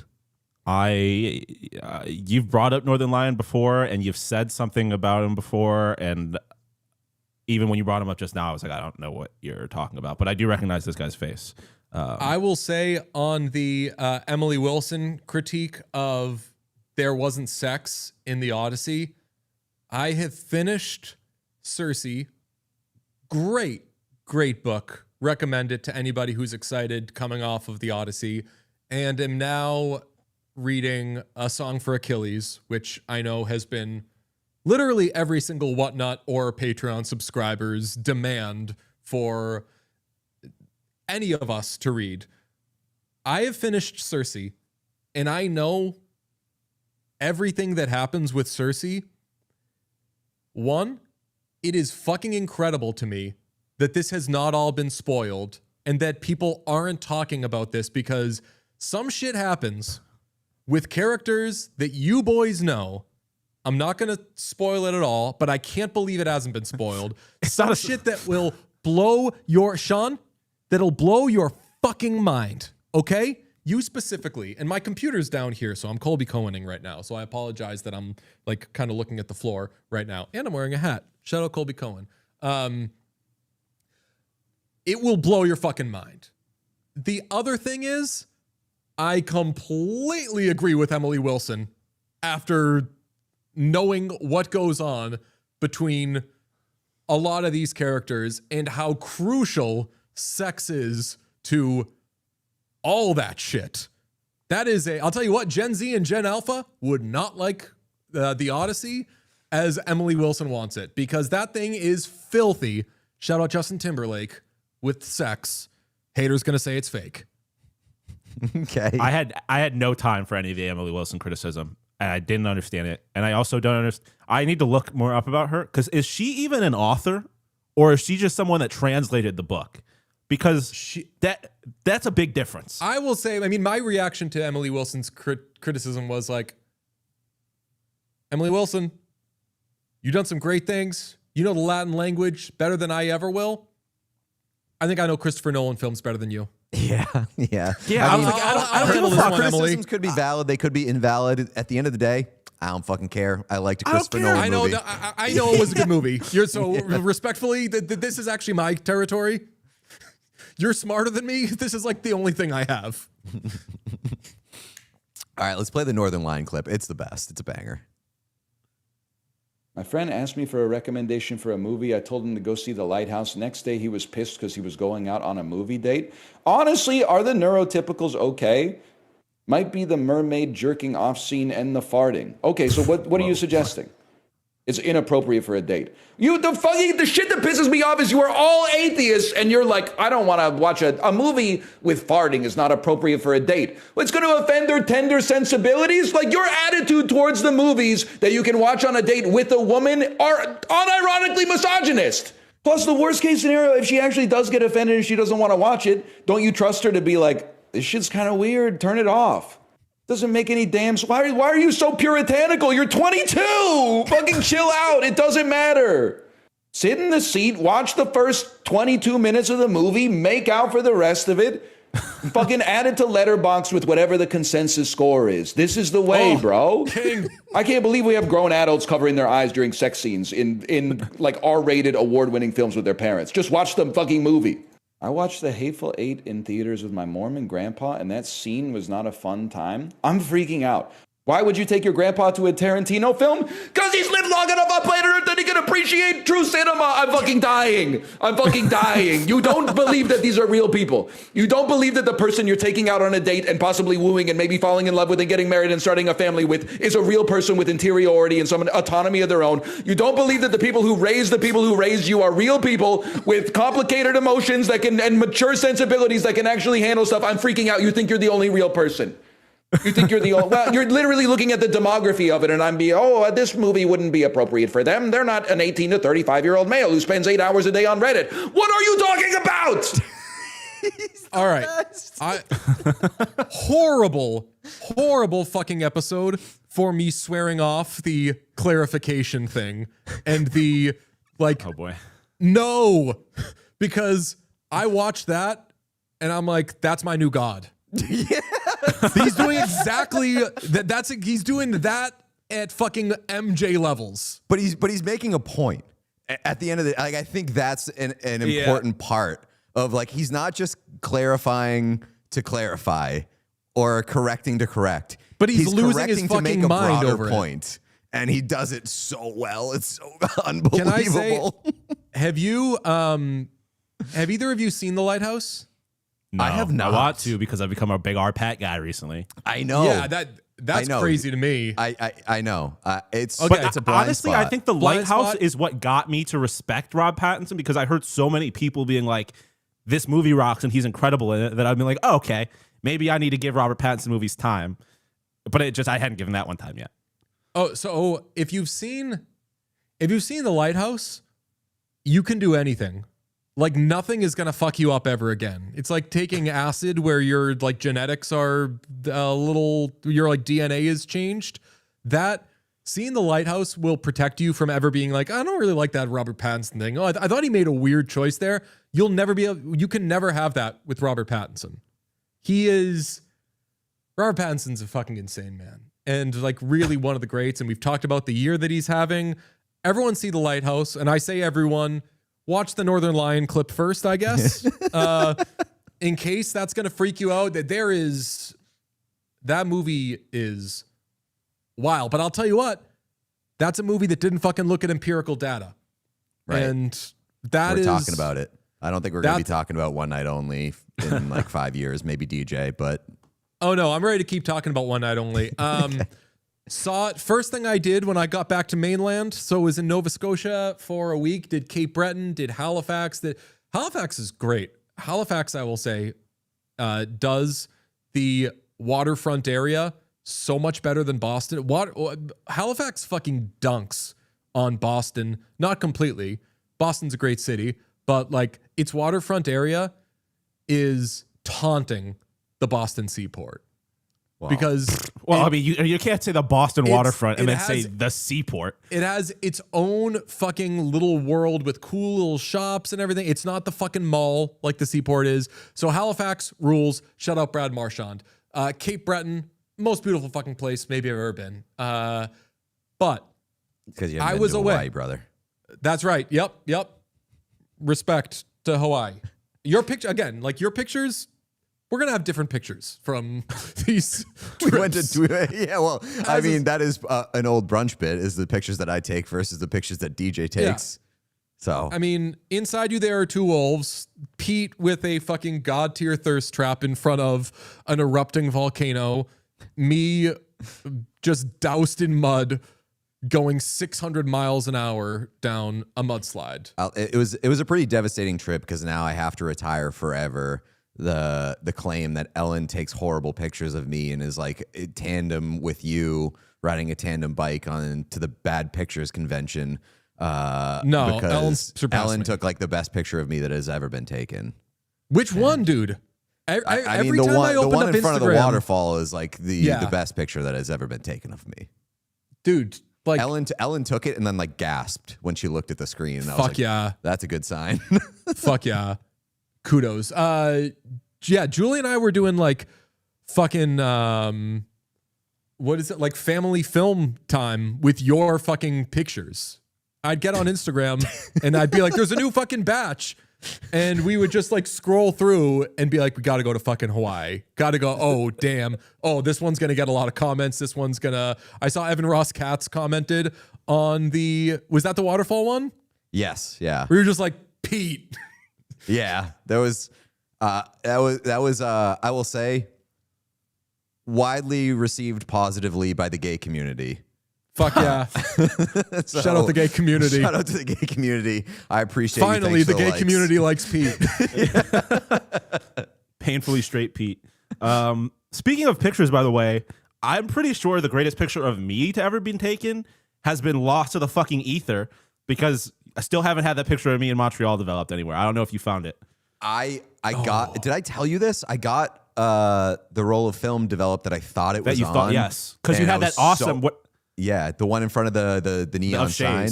Yeah, with me, DJ and I. Yeah, I think that there's a possibility that it might be on one of the rolls of film that I finished in Hawaii. So I got to drop off film. So check back in like 2 to 3 months. It's ridiculous how long it takes to get film filled. Okay, on One Night Only, the first thing that we did when we got back to mainland, we stopped in Fredericton, and I was like, they got a movie theater. They got a Cineplex, which I don't hate me a Cineplex. That's where I saw Odyssey. Fuck yeah. We were like, if we hoof it, we can sneak in One Night Only. This came highly recommended by, if anyone is online and follows friend of the podcast, prolific musician Chris Baio of Vampire Weekend fame. Chris Baio has heavily hyped this picture. So I was like, you know what? I hated Anyone But You. Gluck is on a cold streak, but I want to see what this shit is. And as long as you can accept what it is, like, this is why the letterboxdification of movies fucks with me, because like my favorite movie happens to be actually a great movie. There Will Be Blood is actually a great movie, but my favorite movies are not great movies. No, I you're like love a Cold Blumhouse Pursuit. stan. Yeah, like I'm a Blumhouse guy. Cold Pursuit, the Liam Neeson one, is this really absurd movie that I like. Like fucking, I don't know if The Lighthouse is a great movie. I don't know how many more times I'm going to see it in my life, but that shit is wild, and that's why I like going to the movies. So, like, is this a great movie? Obviously not, but I don't give a fuck anymore if movies are great. Like, this, it fucked up in a lot of ways. I agree with Ken Jack. Callum Turner can't be in that movie. I don't know if it's that he's a bad actor. I don't know if it's that he's a bad actor, but I agree that he cannot, and yes, this is a big plagiarism and citing your sources day for me. I've been outsourcing all of my hockey facts from Pete and all of my whatever culture talk from whoever's been around me. Callum Turner can't play an American. It was so clear that that dude was not American. And Monica Barbaro is great. I want to continue to follow that career. I think it's headed in great places. The movie needed sex. The movie did not. The movie's about, it's a sex comedy, and it didn't have sex. And the premise of this is it's The Purge, but for sex. You're not allowed to have sex all year except for one night. And a problem that it has is we sit down, the movie starts, and you know I hate people talking in the theater. First 25 minutes of the movie, Julia and I are talking to each other every 3 seconds, being like, but how do they know if they have, how does the government know if they're having sex? And like, wouldn't you have a way around this? What about, wouldn't people just go to Canada? This would decimate the American economy. People would be leaving to go have sex other places. And you have all these questions about how the fuck does this work? And bit by bit, they kind of unroll it and they tell you about it. You need to tell us about that shit up front, because so distracting. 20 minutes of the movie, the audience is talking to each other saying, how do they know? So that was a little distracting. They did have a cool scene where I won't spoil who the celebrities are, but there's a million cameos in this movie, and they explain kind of how it's done. The product placement in this movie is loud as fuck. Shout out Durex. Shout out Dunkin' Donuts. That was really cool. They have I didn't a see this being a condom Dunks sponsorship and they don't show sex? Yeah, That man. is crazy. All right. Yeah. I said at the beginning of the show, I'm boycotting this movie. I will never see this movie. Same. Look, man. I'm out. It's I some was stupid out. I'm shit, already. but maybe it's new, less harsh DJ. I thought it was a fun movie. I laughed a lot at it. It was ridiculous. It fucked up in a lot of spots, but I will say it is significantly better. Low bar, but it is significantly better than Anyone But You. Anyone But You is a horrible movie with horrible performances. I mean, saying that This a is movie a is better than silly anything but movie. you is just like cool. I'll take every movie in the world. I'm still thinking about it sometimes, though. I'm still like asking a couple of questions. Wonder, like, the big thing for me is how that would affect the American economy, because they do have it so it is like if you have sex, you'll get arrested. And I won't explain how, but if you have sex, you will be arrested. Wouldn't that destroy the economy? I don't know that it would destroy the economy. Sex is like a pillar of human existence. Yeah. I'll go there. Crazy. I would say at the I'll back very you on least, that take. it would create like a massive sex tourism economy in southern Canada. Yes. That's what I'm saying. I don't know how much it would necessarily, because like that doesn't exist right now in America, so it's not wouldn't necessarily take anything away. I do think that would have a lot of ramifications that it would be impossible to predict. A way to pivot off that is the credit thing, because I also heard Stella Lefty for the first time, and Stella Lefty famously is I'm letting it go. The clarification thing. People have been misusing the term nepotism a lot lately. She's not a nepo baby. She's just a daughter of a billionaire. Yeah, okay. Hey, you want to clarify that? I'm not getting mad at you. So is Taylor Swift not a nepo baby? Taylor Swift is a nepo baby because her father bought the label that she got her start on. I guess what I'm asking is, do we know? I don't know anything about Stella Lefty. How much of the? I guess where's the line between privilege and just like having privilege by being the child of a rich person? I think that if like you're actively, I think that if like your dad is like your boss or like works, or your parent is your boss or works in the same field and has like established a prominent, powerful role in that field, and you come up in it, then you are a nepo baby. Yeah, I saw a clip of someone, they were making fun of a Barstool Sports employee who was clarifying that they were not a nepo baby. And they were like, my dad works, like I work in entertainment now. My dad works in entertainment. My dad was in a band called Superchunk. And I'm like, oh, damn.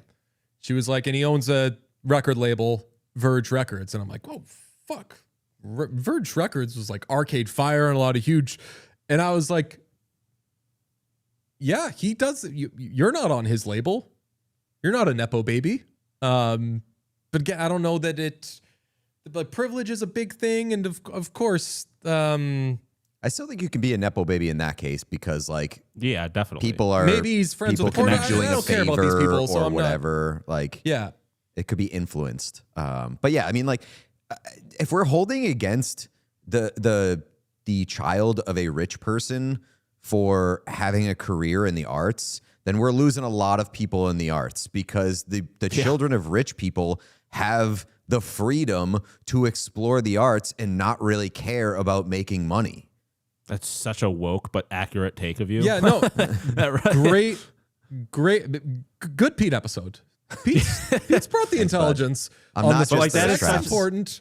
That is like privilege. Pete's been cracking the book since he was like, all right, it's a good picture. I got to post it. But now the real work starts now, because we got to add depth. Yeah, exactly. It's the I can't just look, I'm on this GLP-1. I got to be working out and eating protein as well. I can't just I got to make sure I'm doing this thing right. Also, for what it's worth, like nepotism is not an inherently bad thing. Like I think in a lot of situations, like I think about a guy that I say I hate, but I actually don't. Noah Eagle. Ian Eagle's son, like he went to Syracuse he graduated the same year as I did, and now he's calling games on Netflix. And it's like people want to call him a nepo baby, but also like he's good at it. So like, and especially something like that where it's so voice dependent and he has the same voice as his dad. Like, if they're good at it, who gives a shit? It's also logical to think that like growing up under your parents' influence and like learning from them over the course of your entire life, you have a head start on a career in these fields. Yeah. And like sometimes, you get put on second or third base because of the nepotism, but also there's just plenty of times that you are far ahead of your competition because you're learning from people in the field who are successful. Yeah. And I was going to give examples of like nepo babies who we all agree should be there, but I think that even just bringing up like, hey, this person's father is whatever, invites a like, ooh, okay, let's investigate thing. And anyway, this Stella Lefty is the daughter of a billionaire, and she has a song called Boston. And I saw that people were dunking on this person, and you know, I've said my thing about Greta Van Fleet in the past. You know, sometimes you hear a new band and you're like, Jesus fucking Christ, are we fucking doing? And I feel like this Stella Lefty is getting this a lot of hate. And I was like, okay, let me see like how bad this song allegedly is. And it's a song that borrows the melody of Stick Season by Noah Kahan. And Great Noah start for Kahan you, is surely. Noah Kahan is not my favorite artist. I will avoid this death trap. Noah Kahan is not my favorite artist. And the reason why I'm not super stimulated by Noah Kahan's music is because it is what someone could call stock. You know, like it sounds like something you've heard before. There are a lot of songs that sound like it. So this song, Boston by Stella Lefty, initially had 4 songwriters. They then had to add Noah Kahan as a 5th songwriter because the song sounds too much like Noah Kahan. And I'll say, if your very basic song is having to add the writer of, like, Stick Season is an incredibly basic song, has to add that to its songwriting credits, I'm not saying you suck, Stella Lefty, but I'm saying that what you're doing kind of fucking sucks. And that is as mean as I will be to that person. Have you heard this song? Any of you? No, I don't know even who this is. I have, but only in passing, and I don't know anything about this person or the quality of their music. Yeah, I mean, I'm not interested in the, like, you're just a rich blah, blah, blah. Like, I'm not interested in that part of it. I don't know this person, but I am like, damn, if you're going to, like, you're going to have haters out of the gate if you are, because people know that your background and everything. You got to come with something magnificent. You got to pay whatever it costs to Max Martin to be like, yo, write my music. Give me a fucking banger. I will simply say that song is not a banger. How is Spider-Man? Oh, no. I'm sorry. My last tie into that was that they need to credit whoever made The Purge. You can't make the Sex Purge movie and not have the Purge people, like Jason Blum, whoever it would be, on as like that.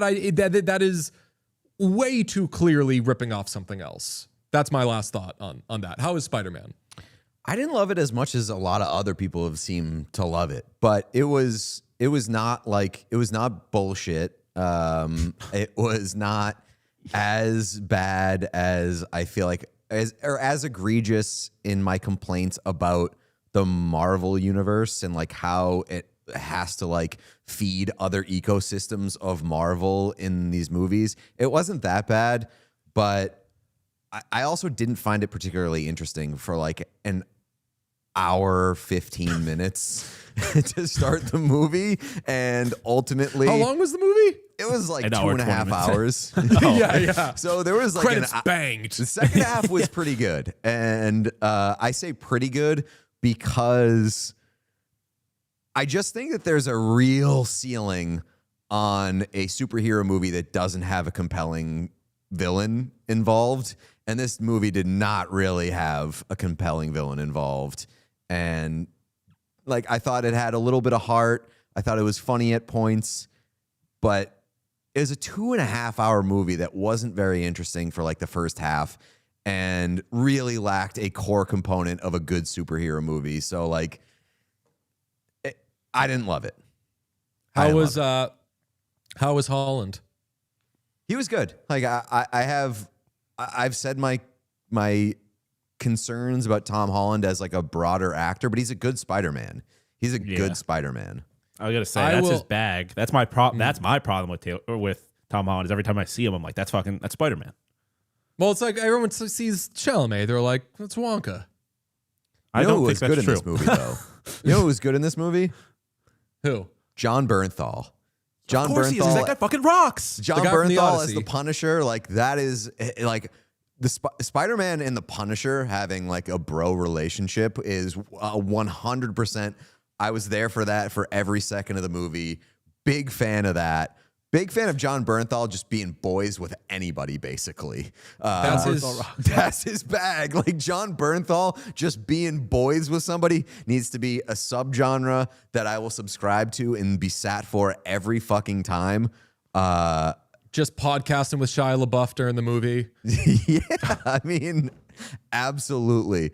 I think Bernthal, I'm like getting closer and closer to being on Team Sean. Like that's one of my favorite actors. Every time he shows up, I got on pushback screen, when I said that. I thought that he was always one of your favorite actors, Pete. He's one of my favorite actors. John, did you say like one of the best actors? Because I think my pushback was like he has no range, brother. He just plays John Bernthal. I don't remember what word I used specifically, but I was saying him with like Robert. I said it after Robert Pattinson, where I'm like, I said Robert Pattinson is probably my favorite actor right now, and John Bernthal's up there too. So, but I was also fresh off me watching Gary. Like fresh off, it was the Odyssey into watching Gary. So it was a big like couple of weeks for John Bernthal in my life. Now that I've read so much more Greek mythology shit, I will say I didn't have a problem with Tom Holland in the Odyssey the first time I saw it and didn't know about any of that shit. Saw the movie again, didn't have a problem with Tom Holland. The more I learn about Telemachus, Tom Holland was a perfect fucking choice for Telemachus. And if anything, the like, the feast is done thing, that shit ain't Telemachus. Like, Telemachus is that meager Tom Holland shit. And I do feel a little more vindicated. I'm starting to see some like, that wasn't Anne Hathaway's greatest performance thing that I was, initially I thought I was on an island with that. The like, I want Odysseus thing, like that ain't Penelope. Penelope's waiting and out thinking fuckers. Penelope I don't give a fuck. I don't give a. You're begging for the. It doesn't the have home, to be. the- It doesn't have to Yes. be exactly the text. I That's know, why I the know. Emily Wilson stuff pissed me off. It's like it's not. It's a different thing. Well, I'm saying if I didn't like the performance in the first place, like the scene where she's like screaming with Telemachus, which I consider kind of like her only big scene other than the one where she's listening. I'm like that's not blowing me away, and that more people are saying that now, which makes me feel less like I just completely missed something. But now knowing more about Penelope and being like, oh yeah, that it could have been different. That's all. But I'm not trying to Emily Wilson this, although when we did bring up Emily Wilson, I did see chat go crazy. That looks like an area where we want to tread lightly. I think if we say anything about Emily Wilson, we might get killed. So I will say I'm Team Emily Wilson. I'll say the two biggest strengths of the Spider-Man movie is the dynamic between Bernthal and Tom Holland, and the other one is that it does a really good job like exploring kind of like the depression and loneliness of a superhero, and that I found like really strong and really interesting. I didn't think that they necessarily did it the best it could have been done, but the angle I felt was like a good angle for Spider-Man at that point in the universe. So like not a bad movie, just probably too long and not the best movie it could have been. We also have the primetime trailer, the movie in which Robert Pattinson plays Chris Hansen, based on the I forget which who wrote it, but there was an article called Tonight on Dateline, or I'm Chris Hansen Tonight on Dateline. Some like a man will die, and it's they're making a movie of that, and I think everyone's seen the trailer by now. I think they've all heard You see how this looks, right? I mean, we only had like 2 weeks of. Somebody get these beggars out of here! And we're just getting new Pattinson vocal stims left and right. Trailer looks fucking unbelievable. It looks Robert unbelievable. Pattinson is fucking great. I am of the belief that they should hand out Oscars for the best trailer, and this would be a runaway. I can't think of a better trailer in like the last long time. Question: if they hand out an Oscar for the best trailer, does Creed Bratton go on stage? Yeah, probably. I gasped when he showed up. It was incredible. Creed Hooting got and hollering. lines. Creed got lines. I think Bridgers was in the mix. Did we have a little Phoebe Bridgers in there? I didn't see her. I thought I saw Phoebe Bridgers in there. Phoebe Bridgers was like tonight is the night we strategize, blah blah blah, whatever. Yeah, does everybody know? I know that we got a lot of Gen Z, Gen Alpha. Does like Sean? Did you watch To Catch a Predator? I don't know how much I actively watch, but like I know who Chris Hansen is, and I know what To Catch a Predator is.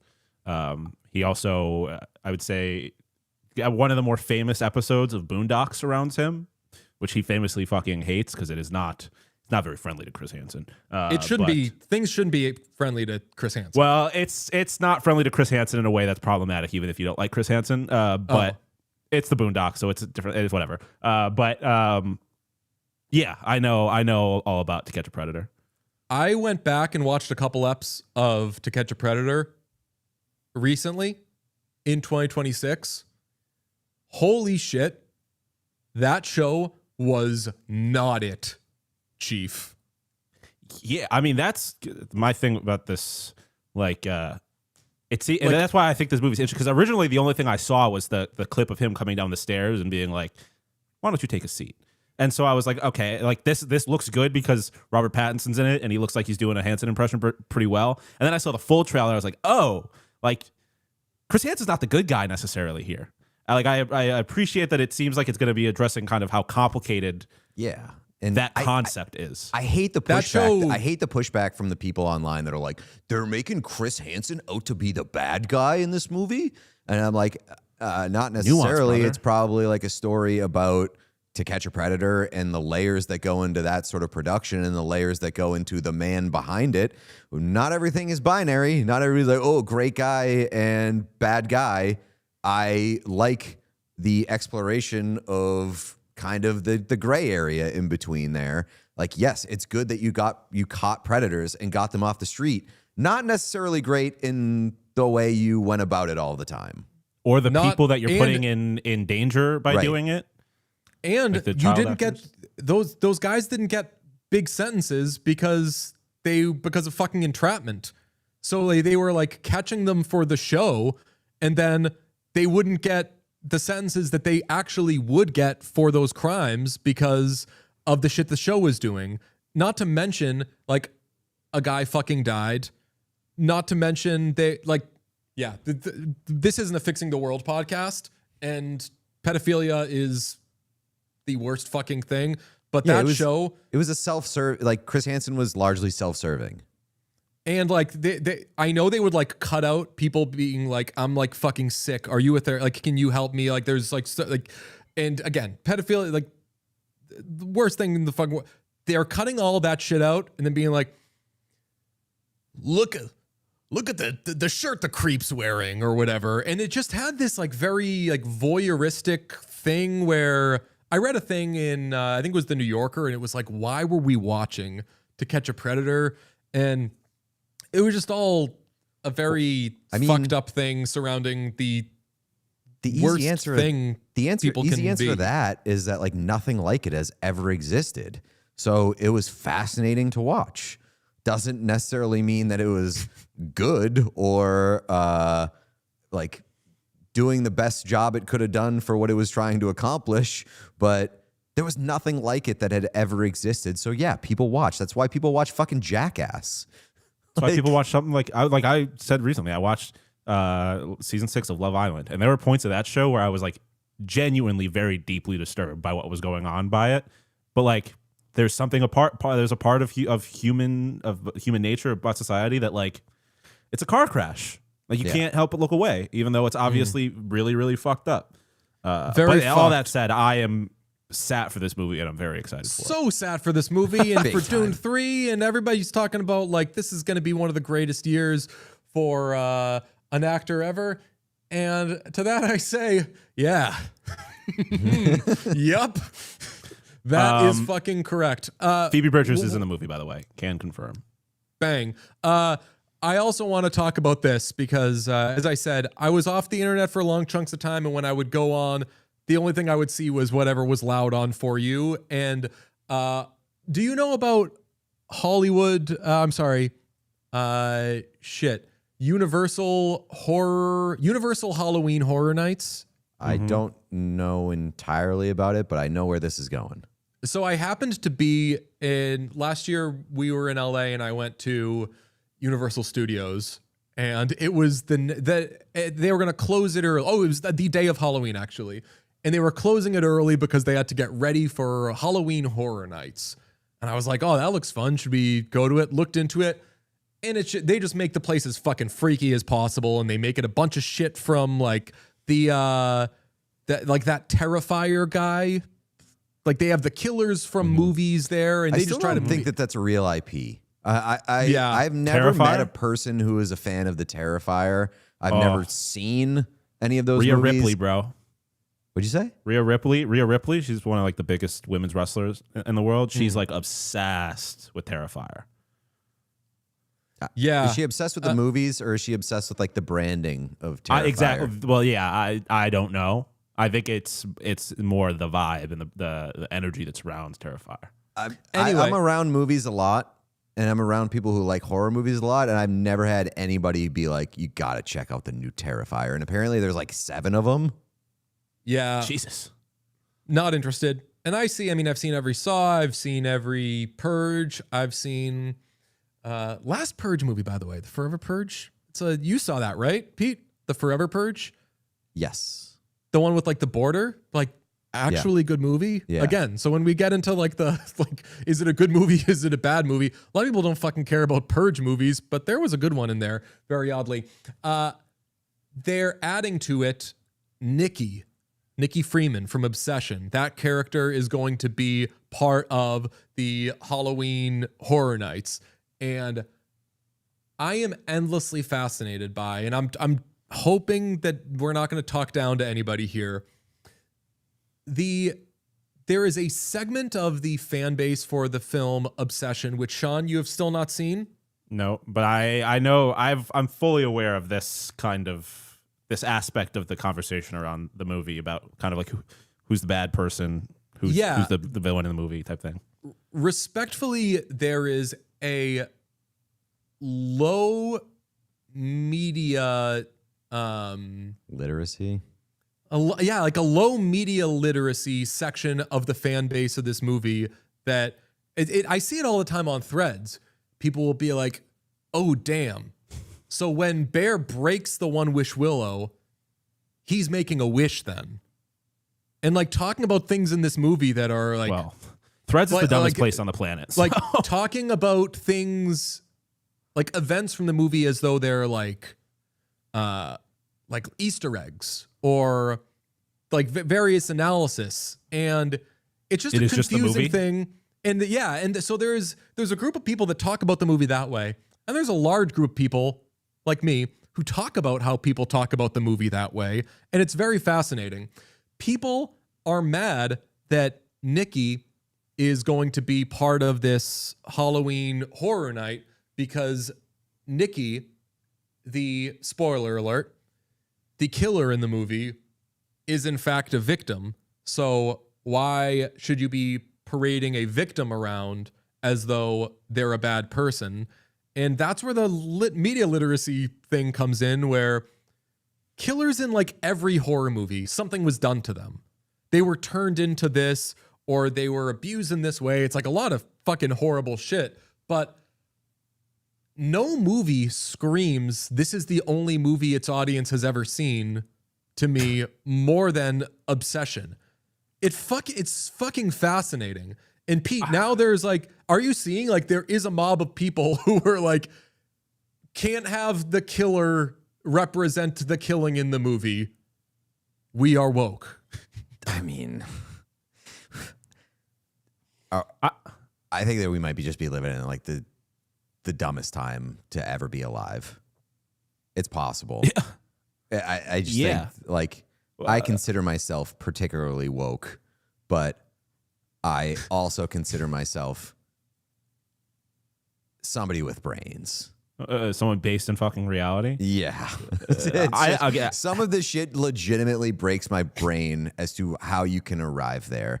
And like, I don't know if it's like the pressure on, I don't know if I don't know if like all of these people are young, but I don't know if like a lot of these people are feeling pressured to have takes on movies that are kind of different, or woke, or like there's like a woke Olympics that happens with every movie that's released, but you don't have to win the woke Olympics with every movie that's released.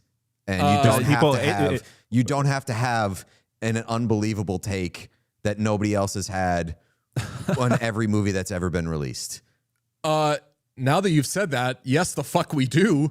Every time we see a movie from now on, I want to do the woke Olympics on Patreon. That is unbelievable. Remember when 3 Billboards came out? And at the end, spoilers, she goes and teams up with like the racist sociopath. And they're like, that movie's fucked up because they made the racist sociopath the good guy. I'm like, no, they made her the bad guy. Come on. I've been seeing a lot of stuff on the internet recently about like woke 2 versus woke 1. I feel like there's a lot of people that on the internet that might still be kind of stuck in woke 1. But to me, it doesn't like the fact that anybody's thinking about it fucking at all. Because I put the comment up, like that's the creepy part. That's all it is. Like the point of the park is to be scary, and there's nothing scary about Bear breaking a fucking stick in front of you. Like the scary part is the person who got put under a fucking curse or whatever and turned into a bloody murderous freak. Like it doesn't. That's all there is to it. Dude, Sean, you threw up the comment that somebody was like, and I saw a tweet about this. It was like, I've made the wokest, scariest Halloween horror night. It's Bear walking around, like Bear's virgin ass walking around with a stick. Jason's mom, like all the people who are like the true bad guys. And it's just a bunch of like fucked up people. It's a Halloween Horror Night is just the fucking system. That's all It's it the is. man. There are It's no the man. characters. It's the patriarchy, dude. It's just the patriarchy in the system. My favorite one was someone responded to that and they were like, I'm going to the Saw 6 horror night and it's all the people who work for the healthcare system. Yes. It's just a bunch of people in suits. And you're like, Hell yes.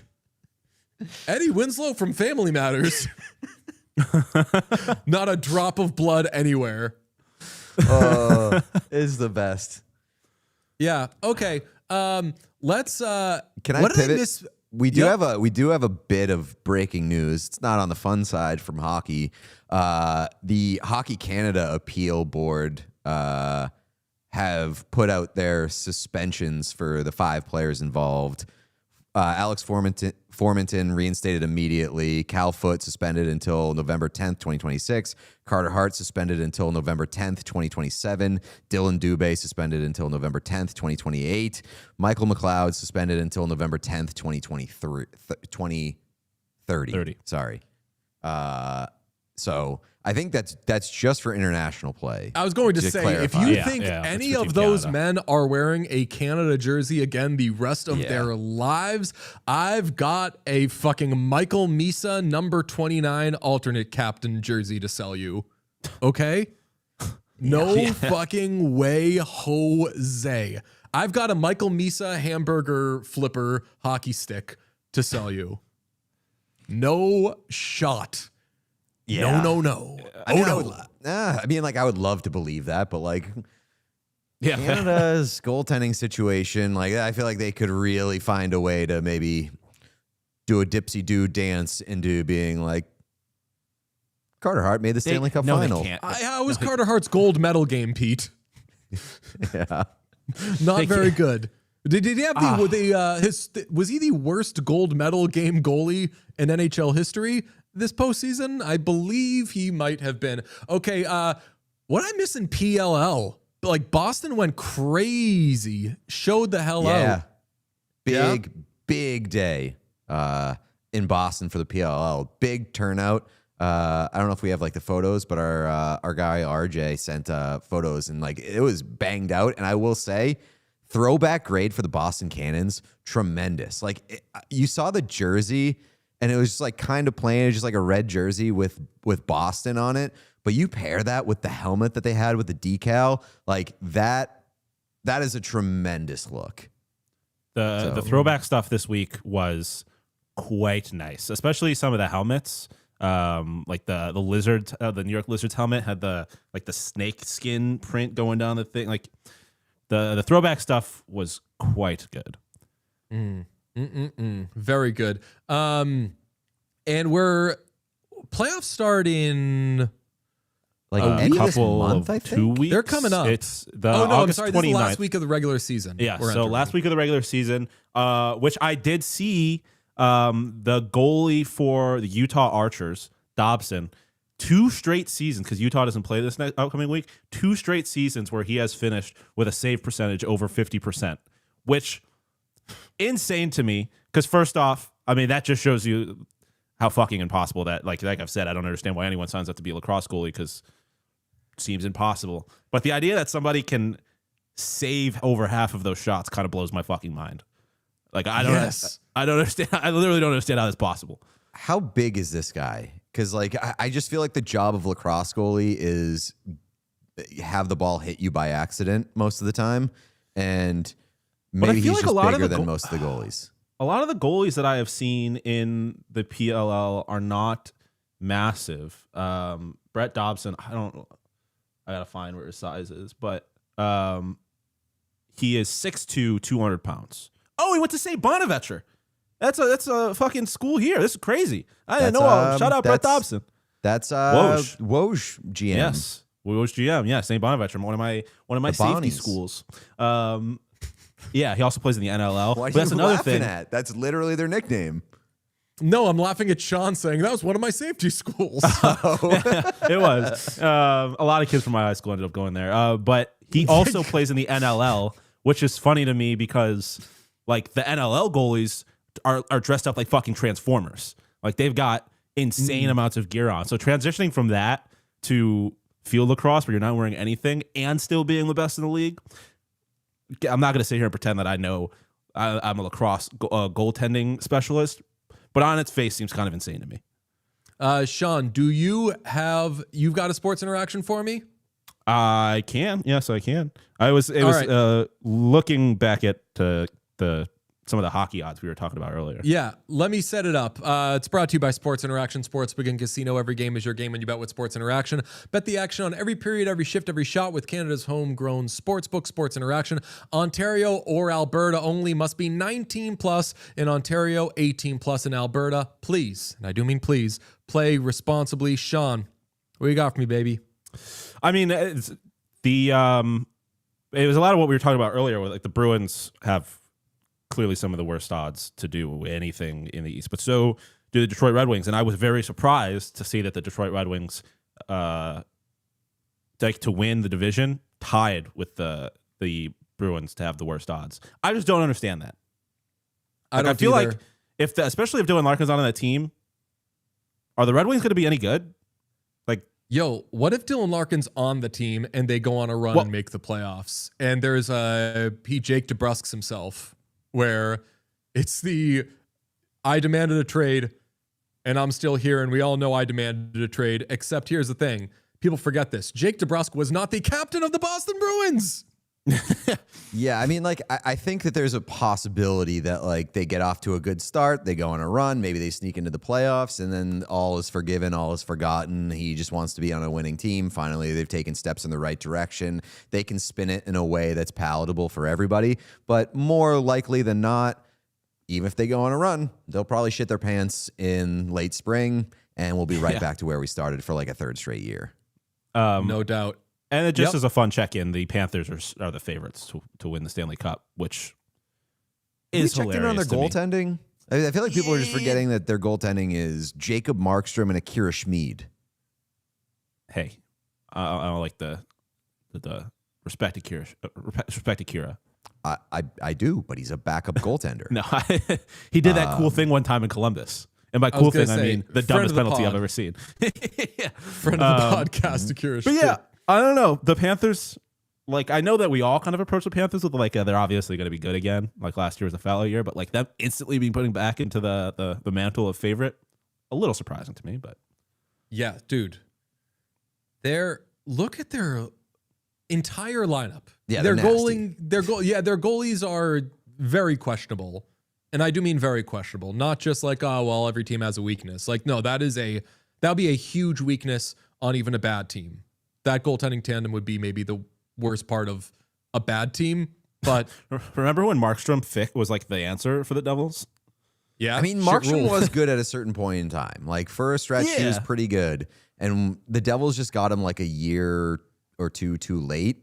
And now the Panthers have been like, that's our guy. I don't understand that part of it. Okay, every game is your game, and you bet with Sports Interaction. From puck drop to overtime, bet with live odds on every play with easy deposits and payouts. Go to sportsinteraction.com/whatchaos to open an account. Ontario or Alberta only, must be 18 plus in Ontario, 18 plus in Alberta. Please play responsibly. We got to do something about these fucking 2.5 hour episodes. Dear God. But it got good. So like, what do you... I mean, What are we it's gonna do? not End the good, show? but it's you only do one a week. There's a lot more to catch up on. That's true. Yeah, summer episodes we can forgive. Also, you asked about the lacrosse game in Boston. Did you see how that ended with the Cannons? How they won that game? The goaltender just took the ball out. They whistled something. I don't fully understand the rules of lacrosse, but the goalie had the ball. They whistled play dead. He had to just put the ball down on the ground. The other team got it. He did like a light jog back to the net, and they, as soon as play resumed, they just shot it into the empty net as he had his back to the play, and that was in overtime, and that won the game. I was so confused. I was like, Great couple of happened? days for weird sports rule shit. What happened in the Red That Sox was game. the best in the baseball game. Apparently, PD is in the chat, and everyone is celebrating that he's there. Make sure do a little right click, open a new tab on his name, and make sure you are subscribed to Inside the Coach's Room. It is our favorite YouTube channel. Shall we run through what's your problem, Sean? No, he asked you a question, but I hesitate asking you because the show might go on for another hour. Yeah, we can't. I'm going to get kicked out of this lovely co-working space in Portland, Maine here. Can we run through some super chats? Yes, we can. Pete, you want to take them? yeah. We got Renee off the top. Cats are awe-inspiring in a dog world. Be a cat. You got any others? There's room for dogs and cats, and Yeah, and exactly. And I think that big cats are more inspiring than big dogs. for sure. Big dog. Yeah, unless it's that big dog. Then in which case, I'm on team Yeah, big dog. 17, baby. Or Luxury Trash says, under this logic, Mikko Rantanen is awe-inspiring because he's a moose. That's correct. He Yeah, is awe-inspiring. Yeah, I would we say Mikko are. Rantanen is one of the bigger awe-inspiring players in the NHL, both endearing and derogatory. Famously, I declared Mikko Rantanen a blank check guy for the Colorado Avalanche, and instead they gave it to Marty, who Pete feels was an underpayment. Yeah, that's correct. Anna Reeves says, I would like to apologize for last-minute subscribing to the MLB package just to watch the epic Red Sox run. They haven't won since I made that move. Thank you very much, Anna Reeves. Appreciate you. I did the same exact thing, actually. Oh, no. I actually I subscribed the night of the 13-inning masterpiece, like game of the century, and then it all went downhill after that. So, Luxury Trash. The fisherman logo is from the worst period in Islanders history, yet we still try to reclaim it like it's some sort of slur. Time to let it go. I mean, it's a good logo. You can't hold it against the logo that the teams were bad. You can reclaim it. Luxury Trash. We haven't had an orange jersey since 2007. I think that's fine. I don't think the Islanders need an orange jersey just because it's one of their colors. And that's such a loud color. Sorry, I know you got to fly through these. We as a society have an orange is such a loud color that if there is an orange jersey, people are going to be like, yeah, that's the Home Depot jersey. That's Sorry, right. Pete, proceed. That's right. Kazimon says, looking forward to watching the High Viz Isles. Emma Haven. Sorry I joined late. I just wanted everyone to know that my new text alert on my phone is Austin Matthews. It's me, Austin. There we go. I couldn't be happier. What a ringtone. Although, DJ, there's got to be an expiration date on some of those soundbite ringtones. You still have they're not good anymore on yours, and it drives me insane. Ben King, if our fans behaved, Laine to Ottawa would be cool. Don't bank on Ottawa Senators fans behaving. That's all I have to say about that. Anna Reeves, Over under on how little the Andrzej Kopitar bronze statue at Staples Center, not calling it anything other than that name, will look like him. Jersey retirement and statue reveal 224. That's right. Andrzej Kopitar can take his rightful place right next the to right the hand of Dustin Dustin Brown statue. Where he belongs, at the right hand of They Dustin should Brown. have fucking waited to do the Dustin Brown statue with Andrzej Kopitar. I will die on that hill. It's ridiculous that there was any point in time where Dustin Brown had his own statue outside of Staples Center. No, that's way funnier considering all the other statues outside. It's of the Staples absolutely Center. funnier. Meet me at but the it's Dustin Brown ridiculous. statue is the best text you can ever send. Ambassador to Greece. I've decided analytical darling centers are now called data centers. It's important for you to know this. Absolutely will adopt that. Thank you very much, Ambassador to Greece. Great idea. Renee said... You missed one, I think. Oh, I missed one. Emma Havens, had my first drink. I ran into a Canucks fan at the Wet Leg show. I told him I was sorry, but I cried tears of joy that the Sharks got Sherwood and that I know they deserve a better captain than Hughes. There's a lot to like in that super chat. Terrific. Yeah.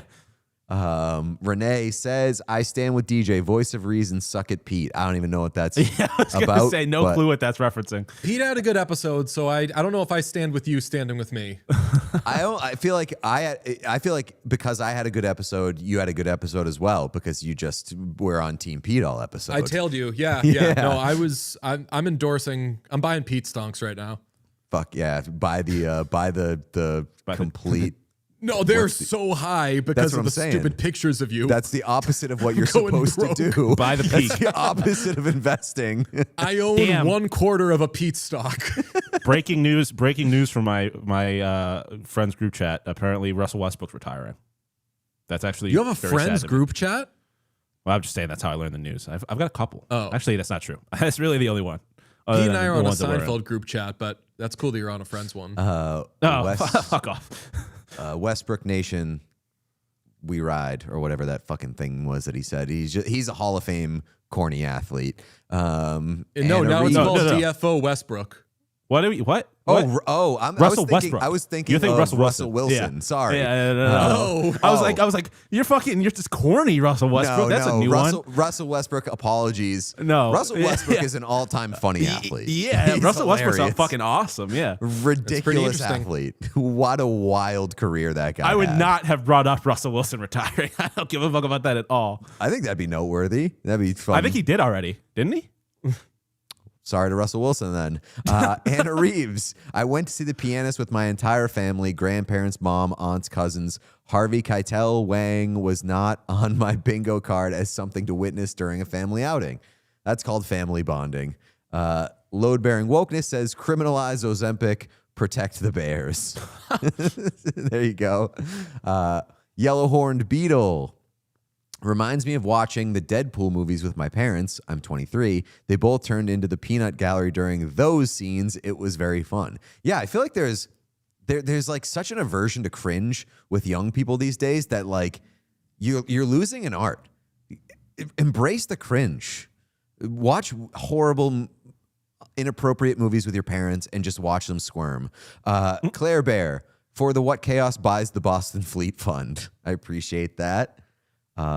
Mimi K, any chance you want to drop some Nova Scotia and Hawaii travel recs on the Patreon? We can absolutely make that happen, I believe. Happy to do it.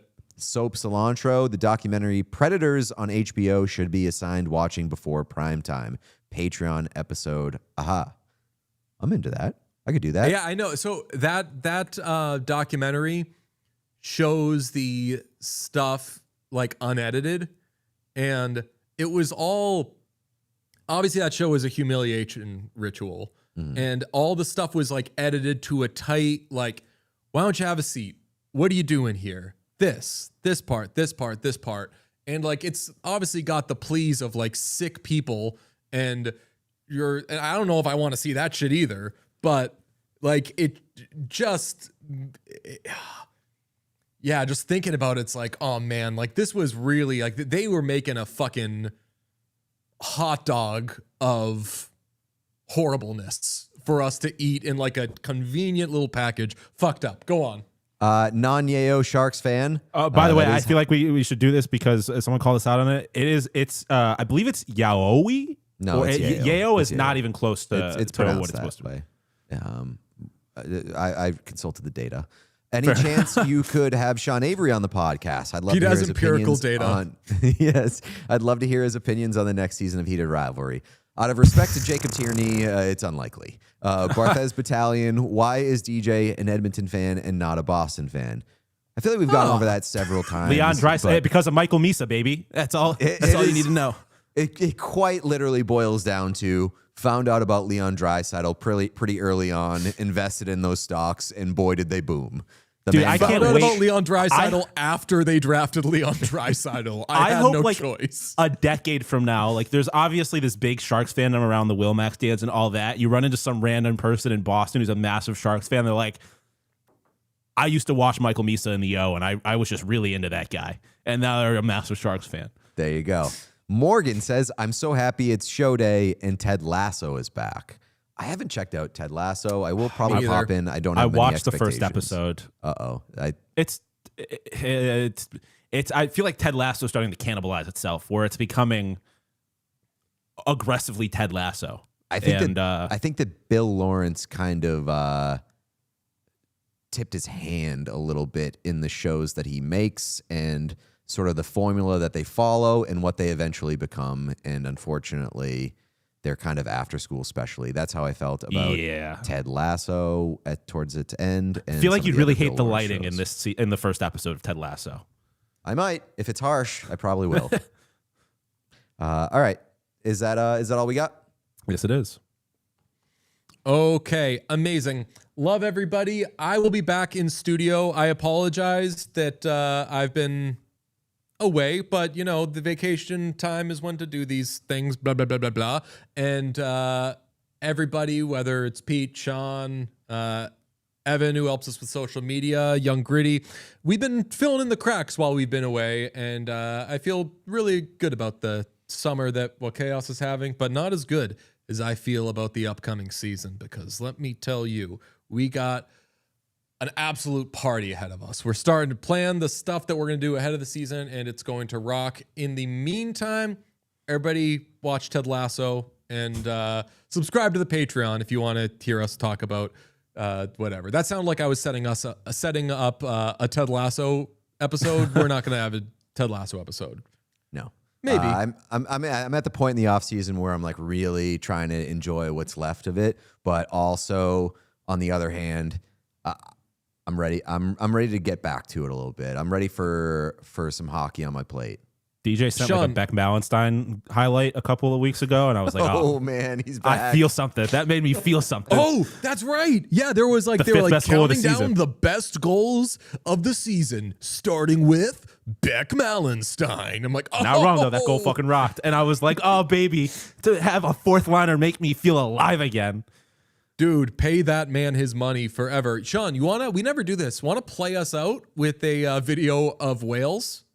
Oh, sure. do that? Yeah. Play just us don't out. talk- Keep our mics on, and we'll talk Okay. over the whales. All right. All right. Let's see. Ooh, that's a good one. Yeah. It's a good breach.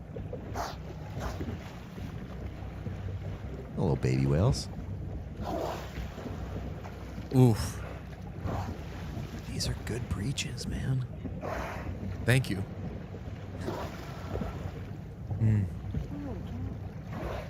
I love the background. Oh, damn. Yeah, Julia's like, is that a whale? There's a whale. Hey, there's a whale over there. These dolphins look weird. I saw dolphins. That looked like a Hawaii. dolphin. I'd rather see whales. Oh, dude, I want to touch a whale so badly. I know, they seem so smooth. I want to touch that shit so fucking badly. I will leave a moose alone, but I want to touch that shit. I saw a monk seal on the beach in Hawaii, and that shit looked like velvet. I just wanted to hug it. I saw a monk seal. I saw turtles. Good animal episode. Good. Next week can on we- What yeah, Chaos, we I- rank the animals we want to touch. Yeah, let's Can bring we our, be our clear- top 5 list of most awe-inspiring animals next week. That's the homework. That we want to Those- touch. Do we have Are to we wanna positive touch those them? are whales? Oh, because they looked like dolphins, and everyone in the chat's being like, "Those are dolphins." No, those are whales. Is this like how like Wales is all in the UK, but it's not England? No, those are, good, nice little whales talk. All right. Well, now you're doing like DJ stuff derogatory on you. So now you're having a bad episode. Last animal rec I'll give, and then we'll really go. What do you know about Highland cows? Of course, those are the long furry cows. ones. Yeah. Those are it's a in cow every that's a fucking basic dog. white bitch's bathroom these days. It's like one of them eating a flower on a what's it called? Like a dude. Shower They sell pictures of those things in bulk at TJ Maxx. They keep them in pictures. I was like, they're keeping those in their bathroom. I gotta not quite pictures. Gotta meet me a basic white. Yeah. Well, Julia's apparently a little complex. We do not have one of those in our bathroom, but I'll take it. I met one of those things. Good. It's like a cow that's a dog, and it looks cool. Hell yeah. All right. We'll talk about it more next week. Bye. If you enjoyed this video, please subscribe to What Chaos here on YouTube. You will get everything, daily episodes, player interviews, and so much more. It's all here on the What Chaos YouTube. Hit subscribe.